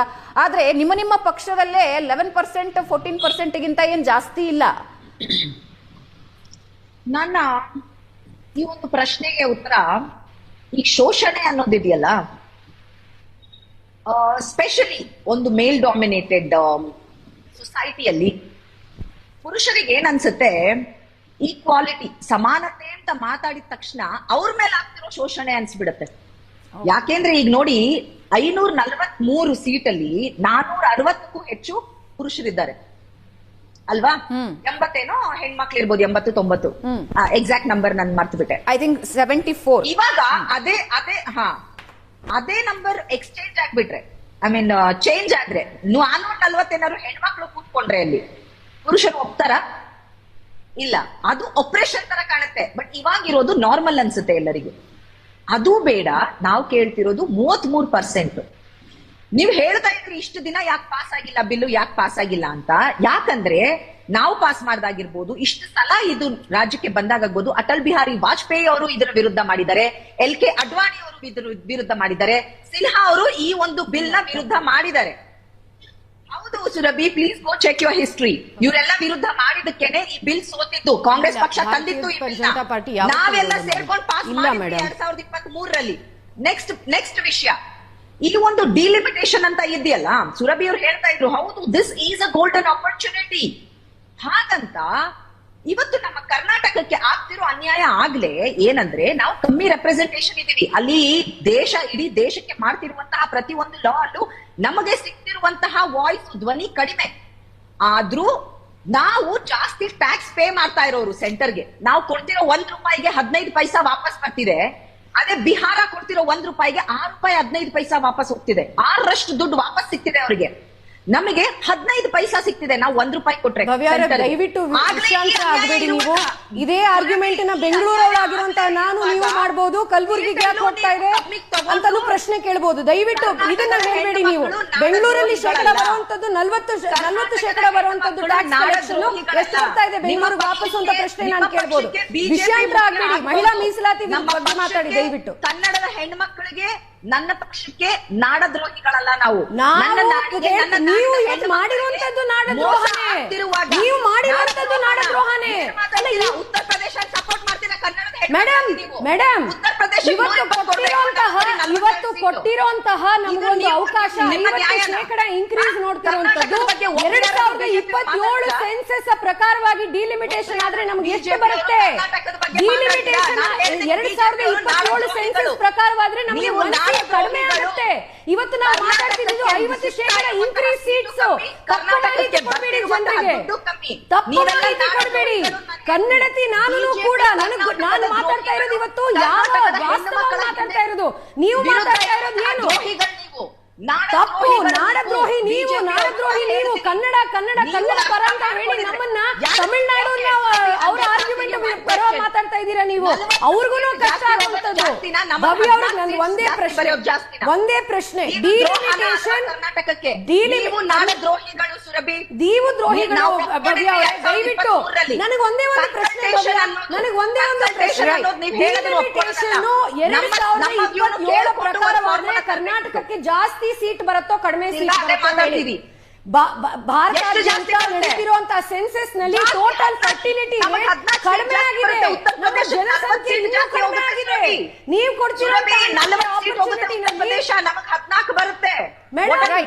ಮೇಡಮ್ ಕೇಳಿಸ್ಕೊಳ್ಳಿ, ನಮಗೆ ಇನ್ನೂ ಕಡಿಮೆ ಬರುತ್ತೆ ನೀವು ಹೇಳ್ತಿರೋ ಪ್ರಪೋಸಲ್ ನಲ್ಲಿ. ವಾಪಸ್ ಬರ್ತೀವಿ. ರಾಜಕೀಯ ಪಕ್ಷಗಳ ವಕ್ತಾರರು ಮಾತನಾಡೋದನ್ನ, ಅವರ ವಾದ ಪ್ರತಿವಾದನ ನಾನು ಕೇಳಿಸ್ಕೊಳ್ತಾ ಇದ್ದೀನಿ, ನೀವು ನೋಡ್ತಾ ಇದ್ದೀರಾ. ಆದರೆ ನನ್ನ ಬೇಸಿಕ್ ಕ್ವಶನ್ಗೆ ಐ ಥಿಂಕ್ ಎರಡೂ ಪಕ್ಷಗಳಿಂದ ಸರಿಯಾದ ಉತ್ತರ ಸಿಕ್ಕಿಲ್ಲ ಅಂತ ಅನ್ಸುತ್ತೆ. ಬಟ್ ಹೊದಿಗೆರೆ ಅವ್ರು ಹೇಳಿದ್ರು, ಹೌದು ಪುರುಷ ಪ್ರಧಾನ ಸಮಾಜದಲ್ಲಿ ಇದು ಸ್ವಲ್ಪ ಡಿಫಿಕಲ್ಟ್ ಇದೆ ಅಂತ. ಬಟ್ ಅಂಜಲಿ ರಾಮಣ್ಣ ಅವರೇ, the same question I will pass on to you. ಯಾಕೆ ಇಷ್ಟು ಡಿಫಿಕಲ್ಟ್ ರಾಜಕೀಯ ಪಕ್ಷಗಳಿಗೆ ರೆಪ್ರೆಸೆಂಟೇಷನ್, ಹೆಣ್ಮಕ್ಳನ್ನ ಕರ್ಕೊಂಡ್ಬಂದು ನಿಲ್ಲಿಸಿ ಅವರಿಗೊಂದು ಸ್ಥಾನ ಕೊಟ್ಟು ಗೆಲ್ಲಿಸೋದಕ್ಕೆ? ಎರಡೂ ರಾಜಕೀಯ ಪಕ್ಷಗಳು ರಾಷ್ಟ್ರೀಯ ಮಟ್ಟದ ಪಕ್ಷಗಳು. ಅವರು ಮನಸ್ಸು ಮಾಡಿದ್ರೆ ಅದರ ರೆಪ್ರೆಸೆಂಟೇಷನ್ ವಿತೌಟ್ ಎನಿ ಮಸೂದೆ, ವಿತೌಟ್ ಎನಿ ಕಾನೂನು, ನಮ್ಮಲ್ಲಿ ಇಷ್ಟು ಜನ. I am happy about West Bengal ನಲ್ಲಿ TMC 27% ಇದೆ madam. Not so good, but bad ಅಲ್ಲ ಅದು. ಇದು ರಾಜಕೀಯ ಪಕ್ಷಗಳಿಗೆ ಯಾಕೆ ಸಾಧ್ಯ ಆಗೋದಿಲ್ಲ, ರಾಷ್ಟ್ರೀಯ ರಾಜಕೀಯ ಪಕ್ಷಗಳಿಗೆ ಯಾಕೆ ಸಾಧ್ಯ ಆಗೋದಿಲ್ಲ ಅಂತ? ನೋಡಿ, ನೀವು ಅದಕ್ಕೆ ಮುಂಚೆ ಒಂದು ಪ್ರಶ್ನೆ ನಿಮ್ದಿತ್ತು, ಮಹಿಳೆಯರನ್ನ ಮುಂಚೂಣಿಗೆ ತರಲಿಕ್ಕೆ ಮಹಿಳಾ ಮೀಸಲಾತಿಯೇ ಆಗ್ಬೇಕೆ, ರಾಜಕೀಯ ಪಕ್ಷಗಳು ಇಚ್ಛಾಶಕ್ತಿಯಿಂದ ಸೀಟ್ಗಳನ್ನ ಕೊಡಬಹುದಿತ್ತಲ್ಲ ಅಂತ. ಕರೆಕ್ಟ್. ಅದು ಸಾಮಾನ್ಯವಾಗಿ ಕೇಳಿಸ್ಕೊಂಡಾಗ ಕರೆಕ್ಟ್ ಅನ್ಸುತ್ತೆ. ಆದರೆ ಯಾವ ವರ್ಗಕ್ಕೆ ಅದು ಅಪ್ಲೈ ಆಗುತ್ತೆ ಅನ್ನೋದನ್ನ ನಾವು ನೋಡ್ಬೇಕಾಗತ್ತೆ. ಈಗ ಕುಟುಂಬದಲ್ಲಿ ದೌರ್ಜನ್ಯ ಮಾಡಬಾರ್ದು ಅನ್ನೋದು ಚಿಕ್ಕ ವಯಸ್ಸಿನಿಂದ ನಾವು ತಿಳ್ಕೊಂಡ್ ಬಂದಿರೋ ವಿಷಯ. ಆದ್ರೂ ಸಹ ಕೌಟುಂಬಿಕ ದೌರ್ಜನ್ಯವನ್ನ ತಡೆಗಟ್ಟಕ್ಕೆ ಮಸೂದೆ, ಕಾಯ್ದೆ ಯಾಕೆ ಬೇಕಾಯ್ತು? Same thing applies here. ಎಲ್ಲ ಅಪರಾಧದ ಹಿಂದೆ ಲಿಂಗಭೇದವನ್ನ ಮರ್ತು ಬಿಡಿ, ಅದು ಮಹಿಳೆ ಮಾಡಿದ್ನೋ ಪುರುಷ ಮಾಡಿದ್ನೋ ಅಲ್ಲ. ಎಲ್ಲ ಅಪರಾಧದ ಹಿಂದೆ ಒಂದು ಆ ಪುರುಷ ಅಧಿಪತ್ಯದ ಮನೋಭಾವ ಇರುತ್ತಲ್ಲ, ಆ ಕಾರಣಕ್ಕೆ ನಾವು ಮಸೂದೆ ಮೂಲಕ, ಸೊಸೈಟಿ ಚೇಂಜಸ್ ಲಾ ಚೇಂಜಸ್ ಸೊಸೈಟಿ, ಮಸೂದೆಯ ಮೂಲಕವೇ ಹೀಗೆ ಮೀಸಲಾತಿಯನ್ನ ತರಬೇಕಾದಂತಹ ಒಂದು ಅನಿವಾರ್ಯತೆ ಇದೆ. ಸ್ಥಳೀಯ ಪಕ್ಷಗಳು ಯಾಕೆ ಮಾಡುತ್ತೆ ಅಂದ್ರೆ, ನೋಡಿ, ನಮ್ಮಲ್ಲಿ ಪ್ರಾದೇಶಿಕವಾಗಿ ಇರ್ತಕ್ಕಂತಹ ಕಲ್ಚರು, ಭಾಷೆ ಮತ್ತು ವಿದ್ಯಾಭ್ಯಾಸದ ಅಸಮಾನತೆ, ಸ್ಟೇಟ್ ಟು ಸ್ಟೇಟ್ ಬೇರೆ ಬೇರೆ ರೀತಿಯಾದಂತಹ ವಿದ್ಯಾಭ್ಯಾಸ ಮತ್ತು ಆರ್ಥಿಕತೆಯಲ್ಲೂ ಸಹ ನಮ್ಮಲ್ಲಿ ಅಷ್ಟೋ ರಾಜ್ಯಗಳಲ್ಲೂ ಬೇರೆ ಬೇರೆ ವೈವಿಧ್ಯತೆಯನ್ನ ನಾವು ಕಾಣ್ತೀವಿ. ಹಾಗಾಗಿ ಸ್ಥಳೀಯರಲ್ಲಿ ಆ ಸ್ಥಳೀಯ ವೃತ್ತಿ ಸ್ಥಳೀಯ ಜನರನ್ನ ತಿಳ್ಕೊಂಡು ಆ ಸಮಾಜವನ್ನು ತಿಳ್ಕೊಂಡು ಅಲ್ಲಿ ನಾನು ರೆಪ್ರೆಸೆಂಟೇಷನ್ ಕೊಡಬಲ್ಲೆ ಅನ್ನುವ ಮಹಿಳೆಯರು ಹೆಚ್ಚು ಸಿಗ್ತಾರೆ. ಮತ್ತು ಸ್ಥಳೀಯ ಪುರುಷರು ಅವರವರ ಮನೆಯವರನ್ನೇ ಅಭ್ಯರ್ಥಿಗಳನ್ನಾಗಿ ನಿಲ್ಲಿಸ್ತಾರೆ. ವೇರಸ್ ನೀವು ರಾಷ್ಟ್ರ ರಾಜಕಾರಣಕ್ಕೆ ಬಂದಾಗ ರಾಷ್ಟ್ರ ರಾಜಕಾರಣದಲ್ಲಿ ಏಕ್ದಮ್ ನೀವು ನನ್ನನ್ನು ತಗೊಂಡು ಹೋಗಿ ನಿಲ್ಲಿಸ್ಬಿಡ್ಲಿಕ್ಕೆ ಆಗಲ್ಲ. ಅದಕ್ಕೆ ಬಹಳ ಪಳಗಿರ್ತಕ್ಕಂತಹ ಮಹಿಳೆಯರು ಬೇಕು. ಪಳಗಿರುವ ಅದರಲ್ಲಿ ನುರಿತ ಮಹಿಳೆಯರನ್ನ ನೀವು ನಿಲ್ಲಿಸಿದಾಗ ಅವರು ನಿರ್ಣಯದಲ್ಲಿ ಭಾಗವಾಗ್ಲಿಕ್ಕೆ ಇಷ್ಟಪಡ್ತಾರೆಯೇ ಹೊರತು ಥರ್ಡ್ ಬೆಂಚರ್ಸ್ ಫೋರ್ತ್ ಬೆಂಚರ್ಸ್ ಆಗಿರ್ಲಿಕ್ಕೆ ಇಷ್ಟಪಡೋದಿಲ್ಲ. ಇವತ್ತೆಲ್ಲ ನಾಳೆ ನಾವು ಫಸ್ಟ್ ಬೆಂಚ್ ಅಲ್ಲಿ ಕೂತ್ಕೊಳ್ಬೇಕು ಅಂತ ಬಯಸ್ತಾರೆ. ಅದನ್ನ ನಮ್ಮ ರಾಜಕೀಯ ಮನೋಸ್ಥಿತಿ ತೆಗೆದುಕೊಳ್ಳಲು ಮತ್ತು ತಡೆದುಕೊಳ್ಳಲು ಸಶಕ್ತವಾಗಿದೆಯಾ ಅಂತ. ಈಗ ನೋಡಿ, I come back to the point. Surabhi ಅವರು ಹೇಳಿದ್ರು ಪ್ರಚಾರ ಯಾಕೆ ಬೇಕಿತ್ತು ನಾನು ಕೇಳಿದೆ ಅಂತ. ಪ್ರಚಾರ ಯಾಕೆ ಬೇಕಿತ್ತು ಅಂತ ನಾನು ಕೇಳಲಿಲ್ಲ. ಪ್ರಚಾರ ಯಾಕೆ ತರಾತುರಿಯಲ್ಲಿ ಬೇಕಿತ್ತು. ಈಗ ಪ್ರಚಾರ ಮಾಡಿದ್ರಲ್ಲ ಸುಮಾರು ಸೆಲೆಬ್ರಿಟಿಗಳು. ನಾನು ರಾಷ್ಟ್ರ ಮಹಿಳಾ ಆಯೋಗವನ್ನು ಫಾಲೋ ಮಾಡಿದ್ದೀನಿ, ರಾಜ್ಯ ಮಹಿಳಾ ಆಯೋಗ, ಬೇರೆ ಬೇರೆ ಎಲ್ಲ ರಾಜ್ಯಗಳದನ್ನು ನಾನು ಫಾಲೋ ಮಾಡಿದ್ದೀನಿ. ಅಲ್ಲೆಲ್ಲ ಸೆಲೆಬ್ರಿಟಿಗಳು ನಾನು ಮಹಿಳಾ ಪರ ಮಸೂದೆ ಪರ ಇದ್ದೀನಿ ಅಂತ ಹೇಳಿದ್ರು. ಐ ವಾಂಟ್ ಟು ನೋ, ಈಗ ಇವರಿಬ್ರು ಇಷ್ಟು ಚೆನ್ನಾಗಿ ಅಂಕಿಅಂಶಗಳನ್ನ ಎಕ್ಸ್ಪ್ಲೇನ್ ಮಾಡ್ತಿದ್ದಾರಲ್ಲ, ಅಲ್ಲಿ ಪ್ರಚಾರ ಮಾಡಿದಂತ ಎಷ್ಟು ಜನಕ್ಕೆ ಅಂಕಿಅಂಶಗಳ ಪರಿಚಯ ಇದೆ? ನಮ್ಮ ಮನಸ್ಸಿನಲ್ಲಿ ಬರುವುದು ಮಹಿಳಾ ಪರ, ಇದೆರಡೇ ಪದಗಳು. ಮಹಿಳಾ ಪರ ಮಸೂದೆ ಪಾಸ್ ಆಯ್ತಾ ಫೇಲ್ ಆಯ್ತಾ ಇಷ್ಟೇ ಇರುವುದು. ಪಾಸ್ ಆಗ್ಲಿ, ಪಾಸ್ ಆಗಬೇಕು ಅಂತ ನಾನು ಬಯಸ್ತೀನಿ ಅಂತ ಹೇಳ್ತೀನಿ ಹೊರತು ಒಂದು ನಿಮಿಷ ನಾನು ಪ್ರಚಾರ ಮಾಡುವಾಗ ಅಂಕಿಅಂಶಗಳನ್ನ ನಾನು ತಿಳಿದುಕೊಂಡಿರಲ್ಲ. ಮತ್ತು ಅಂಕಿಅಂಶಗಳನ್ನ ತಿಳಿದುಕೊಳ್ಳುವುದು ಒಂದಷ್ಟರ ಮಟ್ಟಿಗೆ ಸಾಮಾನ್ಯ ಪ್ರಜೆಗೆ ಬೇಕಾಗಿಲ್ಲ. ನಾವು ಯಾಕೆ ವೋಟ್ ಹಾಕಿ ನಿಮ್ಮನ್ನಲ್ಲಿ ನಿಲ್ಸಿದೀವಿ ಅಂದ್ರೆ ನೀವು ಅದರ ಪರಾಪರಗಳನ್ನ ಆಲೋಚನೆ ಮಾಡಿ ಚರ್ಚೆ ಮಾಡಿ ನಮ್ಮ ಒಳಿತಿಗೆ ನೀವು ಮಸೂದೆಗಳನ್ನ ತನ್ನಿ ಅಂತ ಅಲ್ಲಿ ಕೂರಿಸಿರೋದ್ರಿಂದ ನೀವು ಸಣ್ಣ ಸಣ್ಣ ಅಂಕಿಅಂಶ ಇಟ್ಕೊಂಡು ನೀವು ಒಂದು ಗ್ರಾಮೀಣ ಮಹಿಳೆಗೆ ಸಾಮರ್ಥ್ಯ ಇರುತ್ತೆ, ಅಧಿಕಾರಕ್ಕೆ ಬರುವ ಆಡಳಿತ ವರ್ಗವನ್ನ ನಿಭಾಯಿಸುವ ಸಾಮರ್ಥ್ಯ ಇರುತ್ತೆ. ಆದ್ರೆ ಈ ಅಂಕಿಅಂಶಗಳ ಗೊಂದಲದಲ್ಲಿ ಅವಳ ಪ್ರತಿಭೆಯನ್ನ ಮತ್ತು ಅವಳ ಓಘವನ್ನ ನೀವು ಕಡಿಮೆ ಮಾಡಬಾರ್ದು. ಒಟ್ಟಿನಲ್ಲಿ ಮಹಿಳಾ ಪರ ಮಸೂದೆ ಇಷ್ಟು ದಿನ ಪಾಸ್ ಆಗದೆ ಇರುವಾಗ ಎಷ್ಟು ದುಃಖ ಆಯ್ತೋ, ನಿನ್ನೆ ತರಾತುರಿಯಲ್ಲಿ ಪ್ರೆಸೆಂಟ್ ಮಾಡಿದ್ದು ಮತ್ತು ಅದನ್ನ ವಿರೋಧಿಸಿದ್ದು ಕೂಡ ಅಷ್ಟೇ ಬೇಸರವನ್ನು ತಂದಿದೆ. ವಿರೋಧ ಪಕ್ಷದವರು. ರೈಟ್ ಐ ಥಿಂಕ್ ಮ್ಯೂಟ್ ಆಗಿದೆ. 2023 ಪಾಸ್ ಆದಂತಹ ಬಿಲ್ ನ ಮತ್ತೆ ತಂದು ಈ ರೀತಿ ಮಾಡುವಂತಹ ಅವಶ್ಯಕತೆ ಇರಲಿಲ್ಲ. ಆದ್ರೂ ಇವತ್ತು ಕೂಡ ಕನ್ಸಲ್ಟೇಟಿವ್ ಪ್ರಾಸೆಸ್ ಅಂತ ಹೇಳಿದ್ರು ಸುರಭಿ ಅವರು. ಏನು ಒಪ್ಕೋತಿದ್ರಿ ಅಂತ. ಕನ್ಸಲ್ಟೇಟಿವ್ ಪ್ರಾಸೆಸ್ ಅಂದ್ರೆ ಸುರಭಿ ಅವರೇ ಒನ್ ವೇ ಅಲ್ಲ. ನೀವ್ ಹೇಳೋದನ್ನ ಎಲ್ಲರೂ ಒಪ್ಕೋಬೇಕು ಅಂತಲ್ಲ. ಪ್ರತಿಯೊಂದು ಚೀಫ್ ಮಿನಿಸ್ಟರ್ಗಳನ್ನ ಮೀಟಿಂಗ್ ಕರಿಬೇಕಿತ್ತು, ಆಪೋಸಿಷನ್ ಲೀಡರ್ಗಳ ಜೊತೆ ಮೀಟಿಂಗ್ ಮಾಡಬೇಕಿತ್ತು, ಈ ಫಾರ್ಮುಲಾ ಸರಿನಾ ಅಂತ ಹೇಳಬೇಕಿತ್ತು. ಅವ್ರು ಒಪ್ಕೋತಾರ ಅಥವಾ ಬದಲಾವಣೆಗಳು ತರಬಹುದು ಅಂತ ಪ್ರತಿಯೊಬ್ರು ಒಪ್ಪುವಂತಹ ಫಾರ್ಮುಲಾ ತರಬೇಕಿತ್ತು ಡಿಲಿಮಿಟೇಷನ್ಗೆ. ಇದು ಒಬ್ಬ ಮನುಷ್ಯ ನಿಂತ್ಕೊಂಡು ಅಲ್ಲಿ ಡಿಸೈಡ್ ಮಾಡೋದು ಅಥವಾ ನಾಗಪುರ್ ಅಲ್ಲಿ ನಿಮ್ಮ RSS ಡಿಸೈಡ್ ಮಾಡೋದಲ್ಲ. ಇಡೀ ರಾಜ್ಯವನ್ನ ಇದ್ದಕ್ಕಿದ್ದಂಗೆ ತಂದು 3 ದಿನದ ಸ್ಪೆಷಲ್ ಸೆಷನ್ ಮಾಡೋದಲ್ಲ. ಇಲ್ಲಿನ ಚೀಫ್ ಮಿನಿಸ್ಟರು, ಇಲ್ಲಿ ಪ್ರಜಾಪ್ರಭುತ್ವ ಇರೋದು. ಚೀಫ್ ಮಿನಿಸ್ಟರ್ಗಳು ಇಲ್ಲಿ ಪ್ರತಿಯೊಂದು ಪಾರ್ಟಿನ ಎಲೆಕ್ಟ್ ಮಾಡಿರುವಂತಹ ಜನಗಳ ಕೈಯಲ್ಲಿ ಇರೋದು ಈ ಒಂದು ಡಿಸಿಷನ್. ಪೀಪಲ್ಸ್ ರೆಪ್ರೆಸೆಂಟೇಟಿವ್ ಜನಪ್ರತಿನಿಧಿಗಳು ಡಿಸೈಡ್ ಮಾಡಬೇಕೆ ಹೊರತು RSS ಶಾಖೆ ಅಲ್ಲ.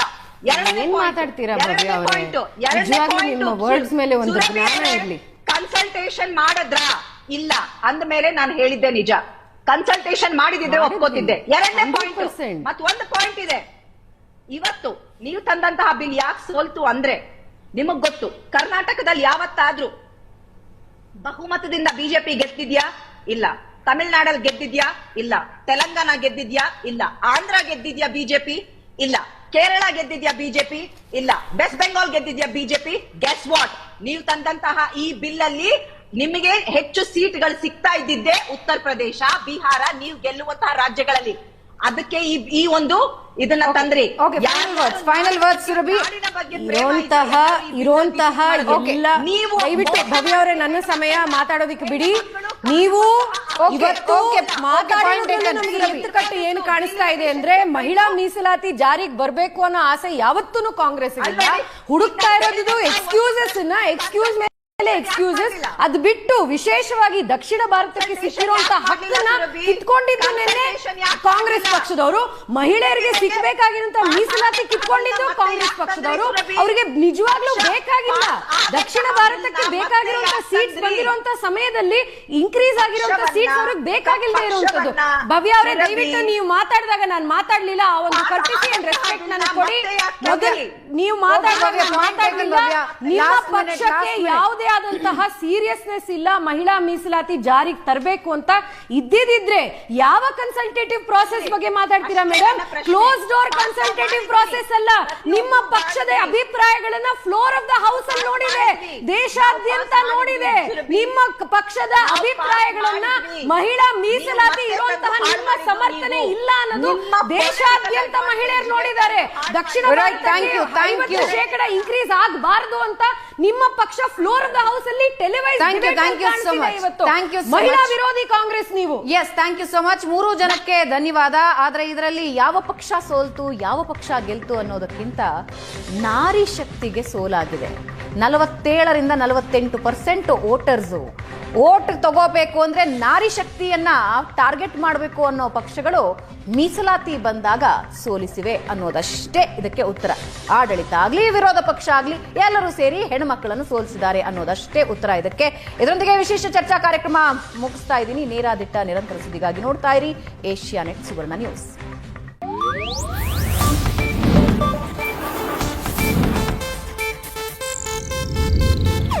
ಇದು ಏಷ್ಯಾನೆಟ್ ನ್ಯೂಸ್ ನೆಟ್ವರ್ಕ್